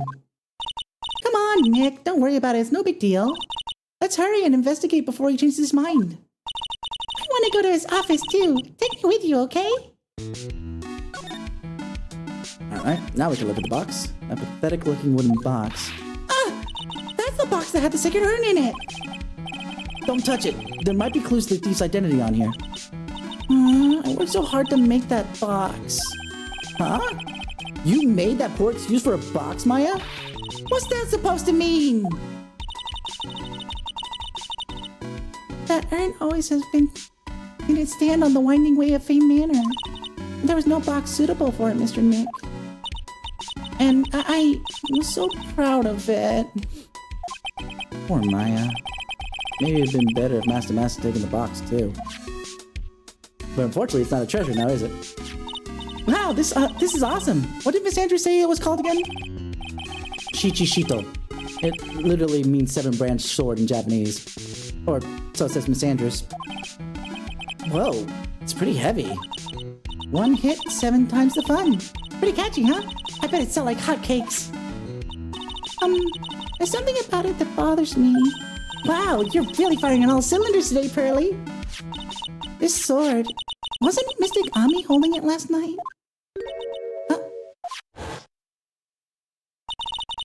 And another thing, that sword... I'm sorry. And another thing, that sword wasn't bent last night like it was now. The fact that the urn is still in physical form, yeah, is a miracle in and of itself, for sure. Awesome, Pearly. I wouldn't expect any less from my little ace apprentice. The sword is bent, so that must mean last night someone used it somehow. Aha! I just thought of something. Maybe Detective Atme smashed the mask with it. Like this. Yo! What the heck? What do you think, Pearly? I think it's even more bent than it was before. Oh man, my head. My hair!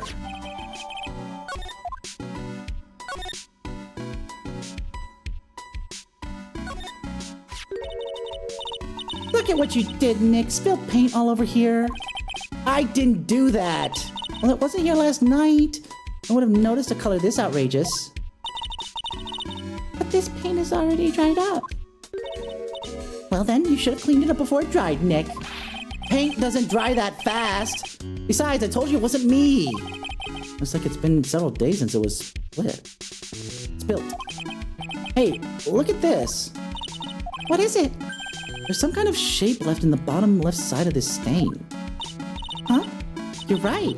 I wonder where it could be.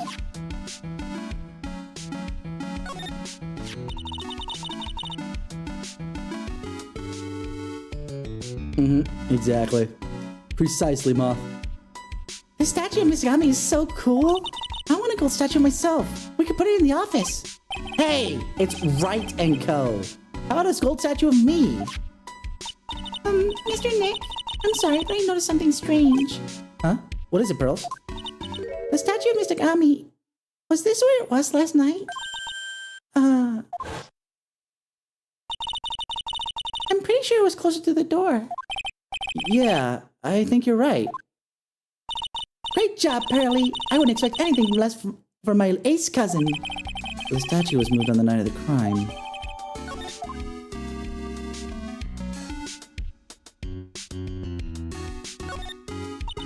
Mr. Nick, what's that big door over there? Looks like it's the door to the actual storeroom. See lots of big boxes and stuff back there. I guess that's where they were keeping the sacred urn.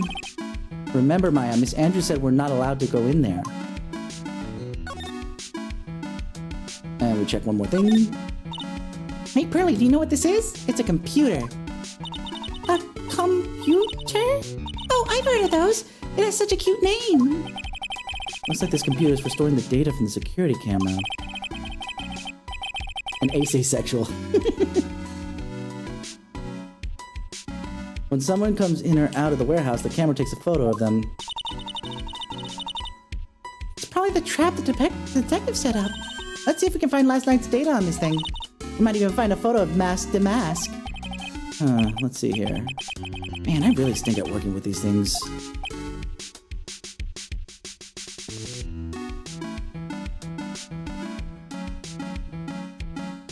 Yeah, seriously. Isn't there one in my office? What's wrong, Mr. Nick? Well, you're sweating an awful lot. I don't know how to pull up the photos. I had no idea you were so pathetic with high-tech stuff, Nick. Yeah. Well, I managed to print out the camera data anyway.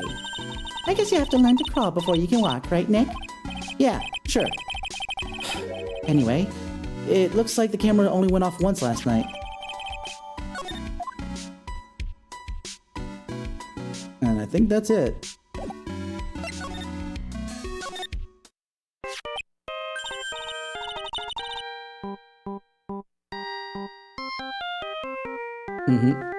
Hey, Nick, your phone's ringing. Hello? Phoenix right here.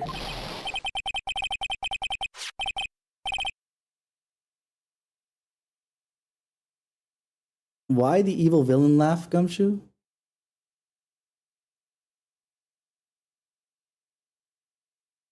I'm still not going to switch to your preferred voice, though, Moth, just because I kind of like the voice that I have, and I want to save my deeper voice for a different character. Though I do agree that that's actually not a bad look overall. It's me, Gumshoe. Gumshoe, what is it? What's so funny? I'll tell you what's so funny, pal. I finally beat him. I beat Mr. Ace Detective.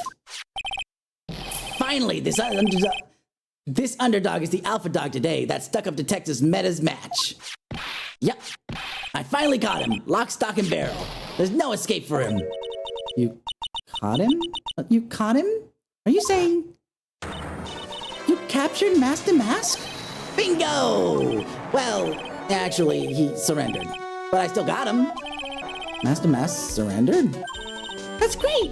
When can we come and pick up the sacred urn? Well, you see, I was gonna tell you. What? Did you something wrong? Do you think you could swing by the detention center sometime? The detention center? He wants to talk to you. Master Mask, that is. What? He wants to talk to Nick? I'll be waiting for you, pal, so get over here soon. The detention center, huh?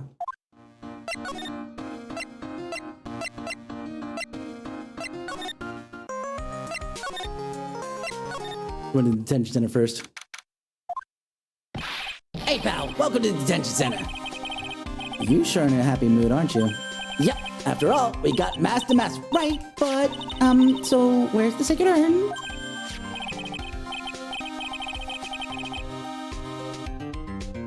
Yeah. I think that's the same even in America, which is supposed to be. Oh, sorry about that, pal. I guess I really didn't think about it before. But you're the victim in this case. Huh? Well, I guess I should let you guys hear the story straight from the horse's mouth. You know, he's right, Nick. He is? If you think about it really hard, we're the victims. Well, I guess so, in a way. I'm so used to thinking of the victim as a dead person because we're always working on murder cases. Excuse me? But anyway, I have to get the sacred urn back. Please, don't just ignore me!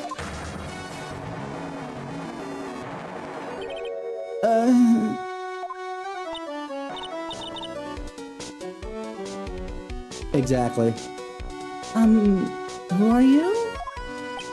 I'm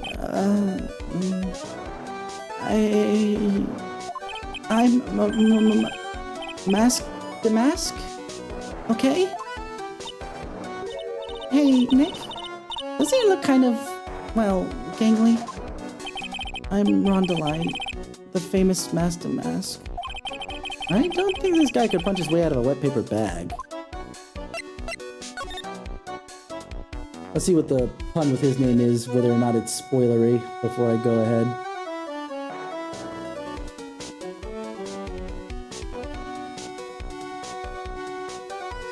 Okay, so in technicality, not really that big of a split. Ron Delight. Delight may refer to his Japanese name, which I'll get to in a second. And the name Ron is originally a Hebrew name, which means joy, which fits the surname somewhat. The Japanese name is Amasugi Yusaku. Amasugi comes from Amasugiru, which means too sweet.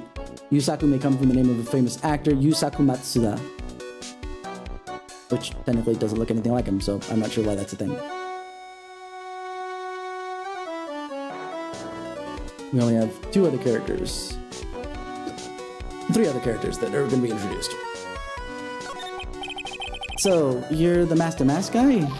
Yes, you bet. No, that's wrong. You see, it's complicated. Sort of yes and sort of no, if you know what I mean. What's wrong? Well, when I say wrong, what I mean to say is that it's not right, per se. Alright, take care of yourself, Shira. Thanks for stopping by. You see, it's not spelled Mask the Mask, it's actually spelled Mask the Mask. How can you hear a star? What is with this guy? Well, he's a timid little weakling, we know that much. Don't do that. Don't look at me like that, I don't need your pity!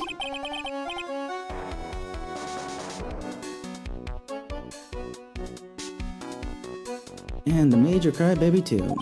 So, why did you give yourself up? Well, you see, it's because... well... I know why! It's because you stole such a priceless treasure! And now you're overwhelmed with guilt, am I right? Priceless treasure? That broken old urn? I have a little favor to ask. Yes? What is it? Could you go and talk to Desi? Desi? So, who's this Desi person? Please don't talk about my wife like that! I guess she must be his wife. I'm sorry. The truth is, it was my wife that told me to have you all come here. Do you think you'd go visit her in my hideout? Hideout? Mr. Nick, what does he mean by hideout? Oh, sorry. Naturally, I meant to say my secret base. Secret base? Well, my apartment, actually. Palazzo Pelpepe, third floor. Let's go have a look, Nick. To Mask the Mask's hideout. Something tells me that she just likes the sound of the word hideout. Look, we really want our urn back, so where is it? I'm sorry. I'll give it back. I really will. Maybe not. No, I can't. I can't make promises I can't keep. I'll just end up hurting you.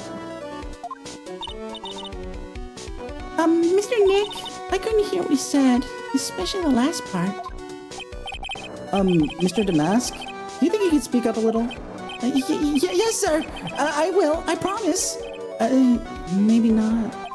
You see, I'm already speaking my normal voice, so I really can't do anything. Mr. Damask, about the urn? Oh, yes, the urn, right away. Actually, no. I wouldn't mind telling you, but I'm actually afraid you won't believe me anyway. Enough already! Just tell us to us straight. Please, please don't yell at me! I'm sorry. That urn, I lost it! What? What did you just say? You lost it?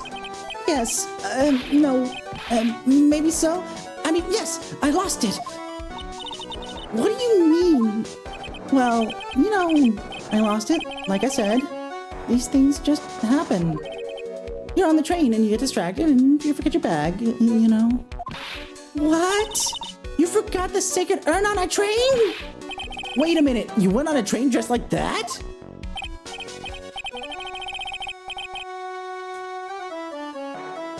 Alrighty. Have a good alert. Appreciate you coming around, Moth. Let me actually see what a big text block was. I know Kurain is a village out in the way and supposed to be a small community, but I feel like people would still pay high prices for that. Lots of South American and African Asian villages that pay good money for their items, especially if it's valuable to them. It belongs in a museum, says Mr. Indiana Jones. No, I was just speaking hypothetically, that's all. Anyway, I'm sorry. I just lost it somewhere. I don't know where. This guy's more surreal than a Dali painting. Are you sure this creep is really Master Mask? Maya, don't call him a creep. Although I do have to admit that I understand your doubts about this guy. Alright, then let's go to his, hideout. Whoa!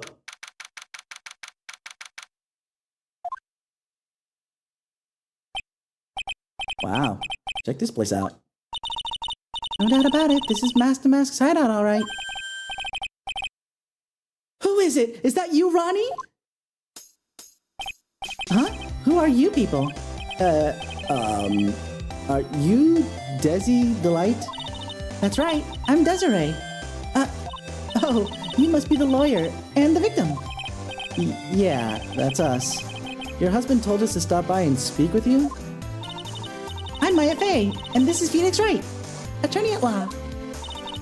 Nikki Boy and Maya, huh? I wonder what she said, Nikki Boy, in the original Japanese. But anyway, Desiree, specifically, the word from desire, obviously, because Japanese it's, mareka.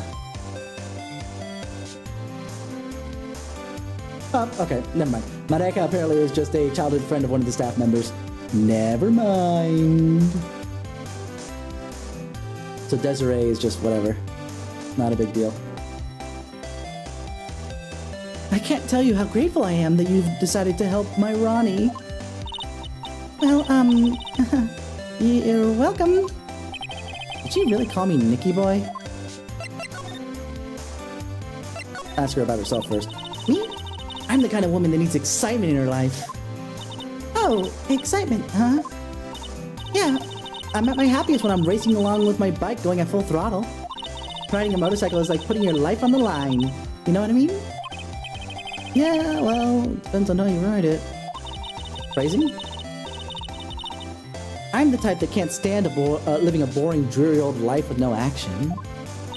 No offense, but your husband, Ron, doesn't exactly look like the risk-taking type himself. You're right about that. He's definitely not one for thrills and danger. But I do have to say he makes up for it in other ways. Other ways? Yes, money. Ronnie's incredibly rich and super generous. He bought me a bike that's so fast it would make your head spin.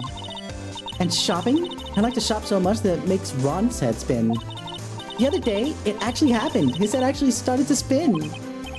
Man, talk about high-maintenance wife. So, where does Mr. Delight get all this money from? Ronnie's a security guard. They put their lives on the line, right? So they get paid tons of money in return. Tons of it. He's a security guard? I think it's my turn for my head to spin. About your husband. Isn't he just the cutest? A bit weak sometimes, though. A bit? By the way, did you know that they mentioned Maya on TV? Huh? Really? They said you only earn and that you're doing some shady training at a law office now. Remind me not to watch that channel's news program. After I saw that, I thought it might be a good idea to meet the lawyer they mentioned. I see. My Ronnie, he has a powerful imagination, gets deluded easily. He kept insisting he was going to surrender to the police. I didn't know what to do. It was me. I stole the urn, he kept saying. As if it was even possible. Huh? But are you saying he didn't? Of course he didn't. Why would my Ronnie ever do something like that? Well, you know, it's a priceless treasure, and he's, you know. Is it possible his wife doesn't know his secret identity? Not with all the stuff in the background, he's not. Can you tell us about what happened last night? What time did the incident take place again? What time was it again, Maya? Well, according to the detective, it was around 1:30 in the morning. last night was horrible. I got pulled over. Pulled over? Yes, I always do my best flying at night. Flying? You're talking about your motorcycle, right? Yes. Anyway, last night I got pulled over by a policeman. I can't believe he caught up to me. It was a great chase, let me tell you. When he finally caught me, the poor man was white as a sheet. It was about 3 in the morning when I finally got home. Sounds like she's got an airtight alibi. Oh, what about Mr. Delight? I don't really know. We weren't together at that time of the night. Oh, there's an ad running, but I'll finish this up. But when I got home, he was already fast asleep. All the security guards you've ever known aren't rolling. Yeah. I got it. Or kind of, sort of. So basically, he's got no alibi.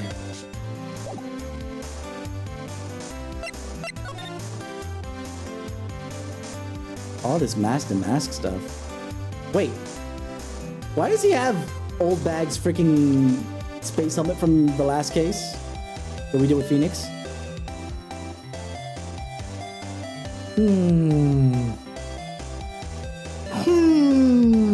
Many thoughts. Many thoughts.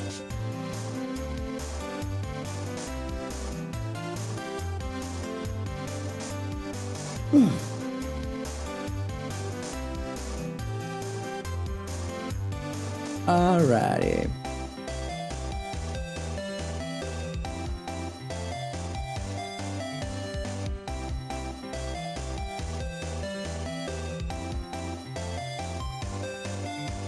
Let's go again now. We got ad ending. Just Oh, that's cute. It's called a heart air balloon, you know. wow. There's no fooling you. I want to make my own balloon now. I'll even let you ride in it, Nick. That emblem on the balloon is supposed to be top secret. That's proof enough that Ron Delight really is Master Mask. Better not tell Maya. She gets kind of scary when it comes to celebrities. It's Master Mask. There's a tape recorder hanging from his neck. Let me see that.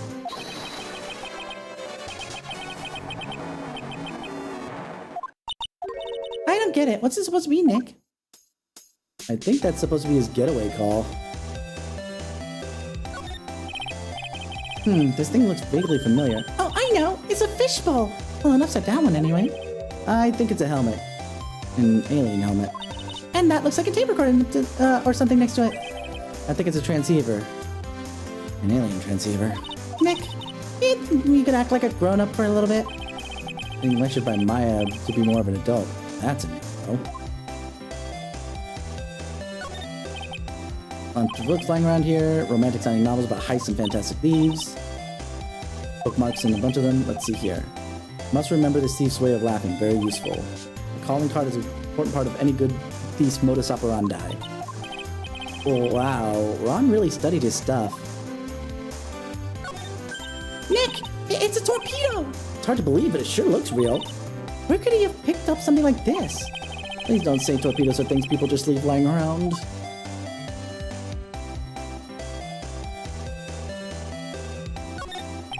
There's a whole bunch piled up over here. Second cover, it's a missile. Do you know there's dynamite in missiles? But they're not heavy enough to be real. Oh wait, they're just really well-made toys. Actually, what do you mean missile? There's just dynamite there, flat. Anyway. What are these rolls of paper stuck in the trash can? Theft in the Manzarine Stone, the Great Albatross strategy, theft of the Immortal Goddess statue, the Great Knuckle Bomber strategy. Did the police even investigate this place? Hey Nick, look on top of the chair. Looks like an envelope and a letter. Well, don't just stand there. Come on, let's read it. Maya, you know we shouldn't do that. What are you talking about? That letter could be an important clue. No way.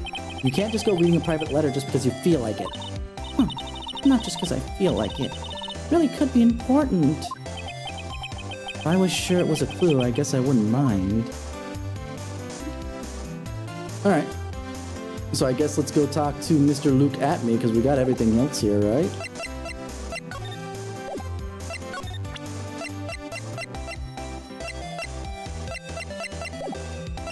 Your move.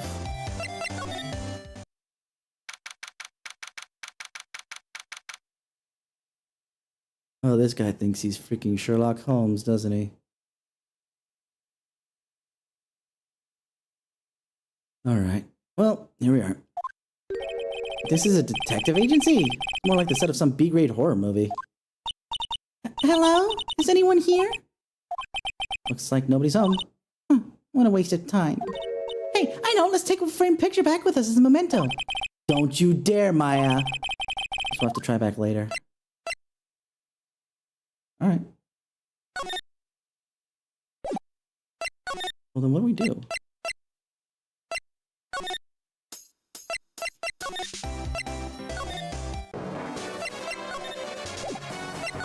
I guess I have to present something to someone.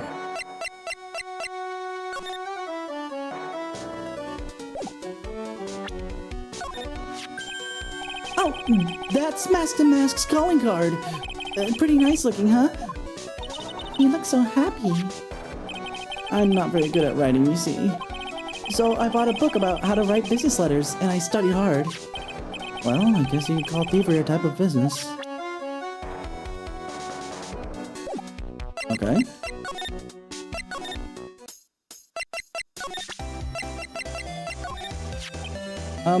So what do you know about this? No, you can't show her that, Nick.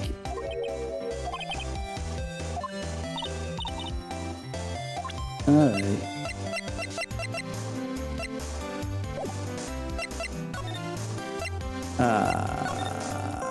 I'm gonna guess. Oops, nope.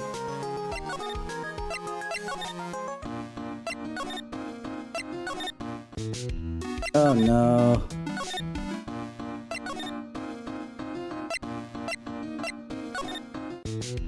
Oh, that's not what I meant to do.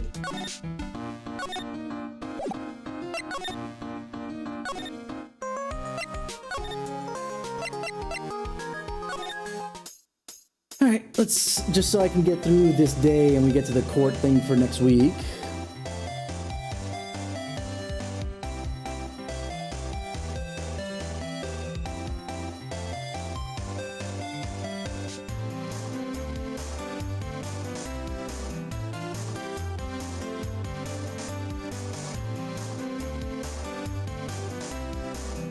What are we doing here?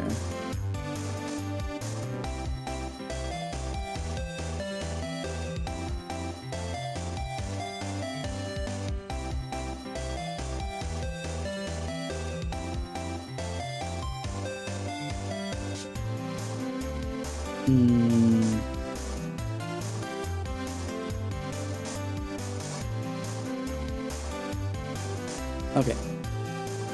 We have to present profiles. Rip. So let's present this. Except I didn't hit present. Mr. Light, you must know, right? About your husband and Master Mask? Master Mask? Of course, I know all about it. My husband is his biggest fan. Yep. What? Huh? The biggest fan? Yes, and Ronnie can be pretty delusional at times. That's how this whole misunderstanding happened. Wait a minute. Did you say delusional? Yeah, that's right. I just don't know what I'm gonna do with him. You see, Ronnie actually believes that he is Master Mask. What? What are you talking about?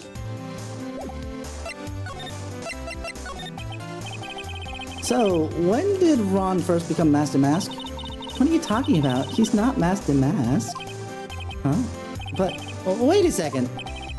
Look around this room. This place is obviously Master Mask's hideout. No, you're totally wrong. A real thief's hideout wouldn't look like this. It's because Ronnie is so timid that he looks up to heroic figures. Heroic figures? But Master Mask is a bad guy. So he's deluded, huh? That could really be true? Anyway, if he had really stolen the urn, wouldn't he still have it? Well, I suppose so. Well, why don't you ask him if he has the urn or not? She has a point. Mr. Light isn't exactly the criminal type. But something about Ron's behavior bothers me. Maybe it's true. Maybe Mr. Delight isn't Master Mask after all. Say, can I ask you something, Nicky boy? What is it? I know I may seem like a bad girl on the outside, but the one thing I won't stand for is illegal activity. Says the person who was caught speeding, but okay, that's kind of illegal. Just saying. I had the feeling you wouldn't. You're tough, but I can tell you've got a good heart. Someone framed my poor Ronnie. I know, I just know it. Could you give this to Ronnie for me? A letter? Yes, for Ronnie. I want him to fight back. Miss Delight. Okay, you've got it. Just relax and leave it all to us. Alright. And we're back to the detention center. And we present the letter. Oh, that's right. Here. This is from your wife. Oh, from Desi? Thank you. Letter given to Master Mask. Actually, more like taken. My dear Ronnie, how are you? I'm doing fine. He's clutching onto that letter so hard. The ink is going to be squeezed out. You look so happy. You should write a letter to Mystic Maya too, Mr. Nick.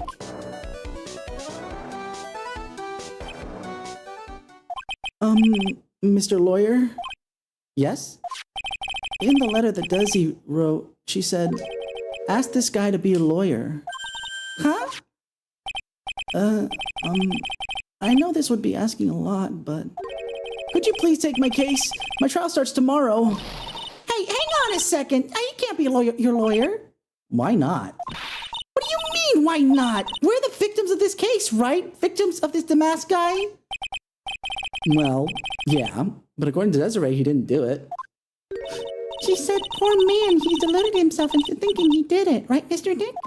Come on, she could be lying to protect her husband. Well, that's true.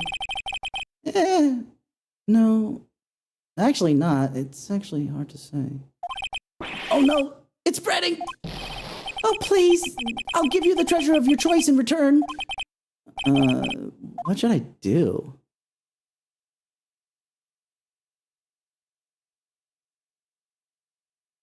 We'll take the case. I like to spite Maya every once in a while. Well, Mr. Light, I've decided to give it a try. I'll defend you. The first time we're not defending a murder case in general. You say murder victim, and that's not correct. Really? You will? Hey, what are you doing, Nick? He's a thief. You can't trust him. Well, he may be a thief, but I think there's more to this case than meets the eye. Mr. Nick, I was wrong about you. I shouldn't have trusted you. Pearls? Can't believe you defend this person after what he did to Mystic Maya. I'll never forgive you, ever! Pearly, wait! This is gonna be ugly. I'll go after her.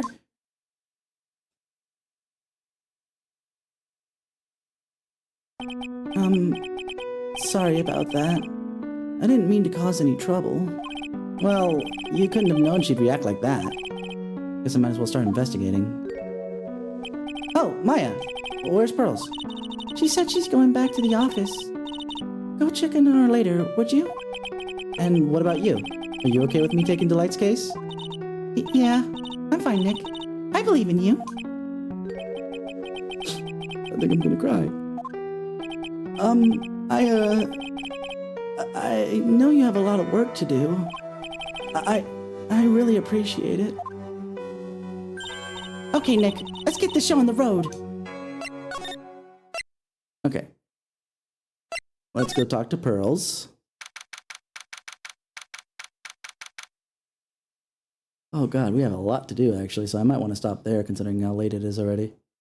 Let's just do Pearls and then we'll move on. Then we'll save in...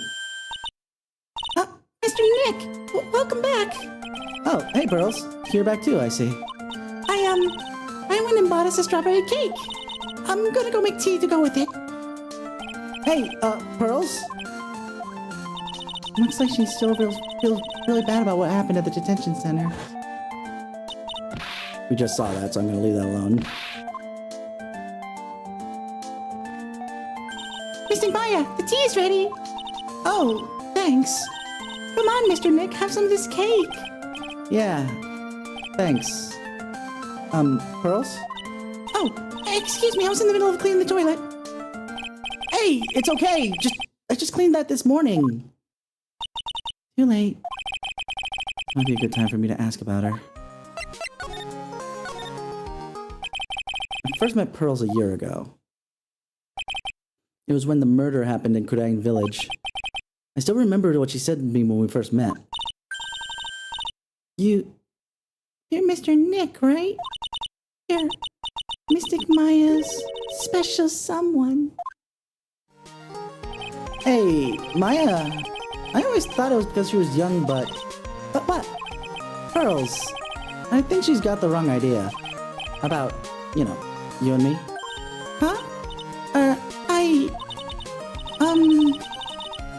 There's something you need to understand. Well, what is it? It's kind of like a Kurain village custom. Sort of. There are hardly any men in Kurain village. Now that you mention it, I never actually saw any men when I was visiting. I'm pretty sure I told you about it a long time ago. About how spiritual powers run very strong in the Fae family. Yeah, you did. And that's why you're undergoing training to be a spirit medium, right? Yeah, the thing is, only women can actually inherit the spiritual power. That's why the whole culture of Kurain village kind of revolves around its women. Well, that's understandable. Nothing wrong with that.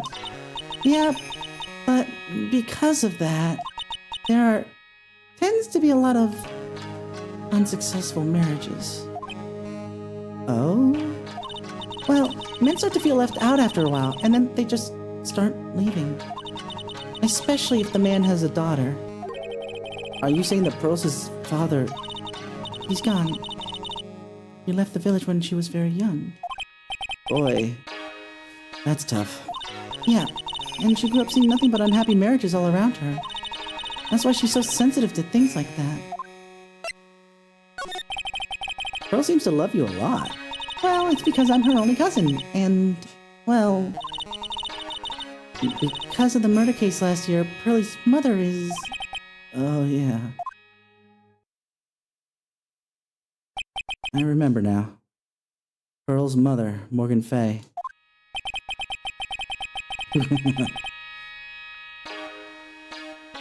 Yeah, from a certain point of view, but I wouldn't want to be around Pearl's mother if I'm being honest, very specifically.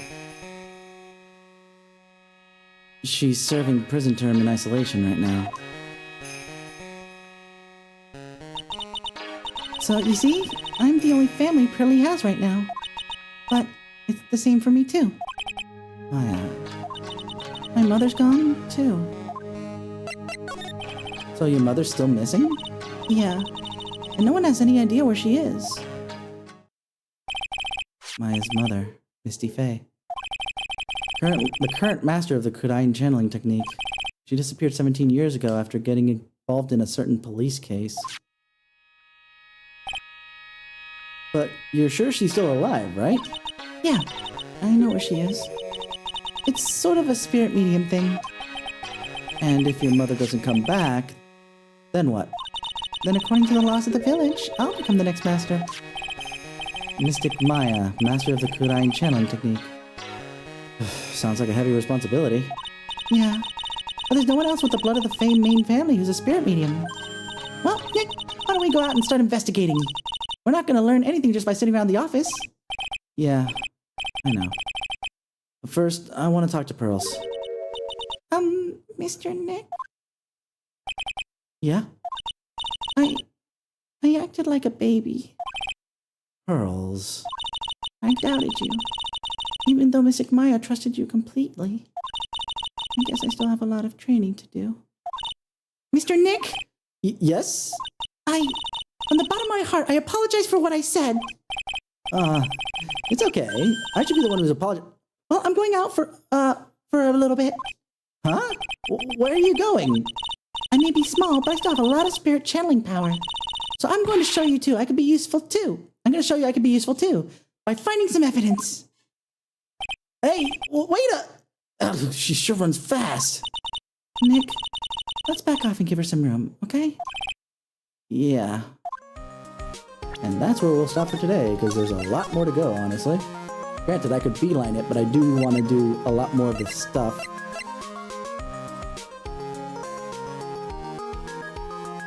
Because we have 1, 2, 3, 4, 5 different things basically.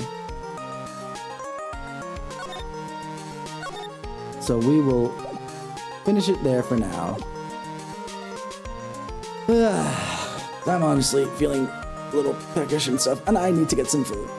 I know exactly who we're raiding today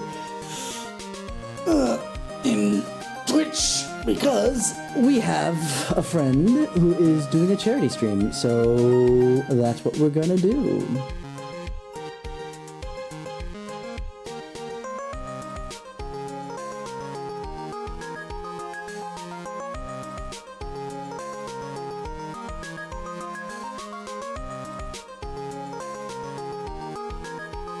There she is. Alright, we're gonna be raiding Miss Zikitsune because she is doing a charity stream for an animal shelter, I think, of some variety. It's definitely for like animal something or other. So we're gonna go say hello to Z. But either way, you guys have all been 10 out of 10 with me, and I will see you guys come tomorrow for probably Zenless because we still need to continue with that. Either way, have a wonderful morning, afternoon, evening, wherever it is that you are.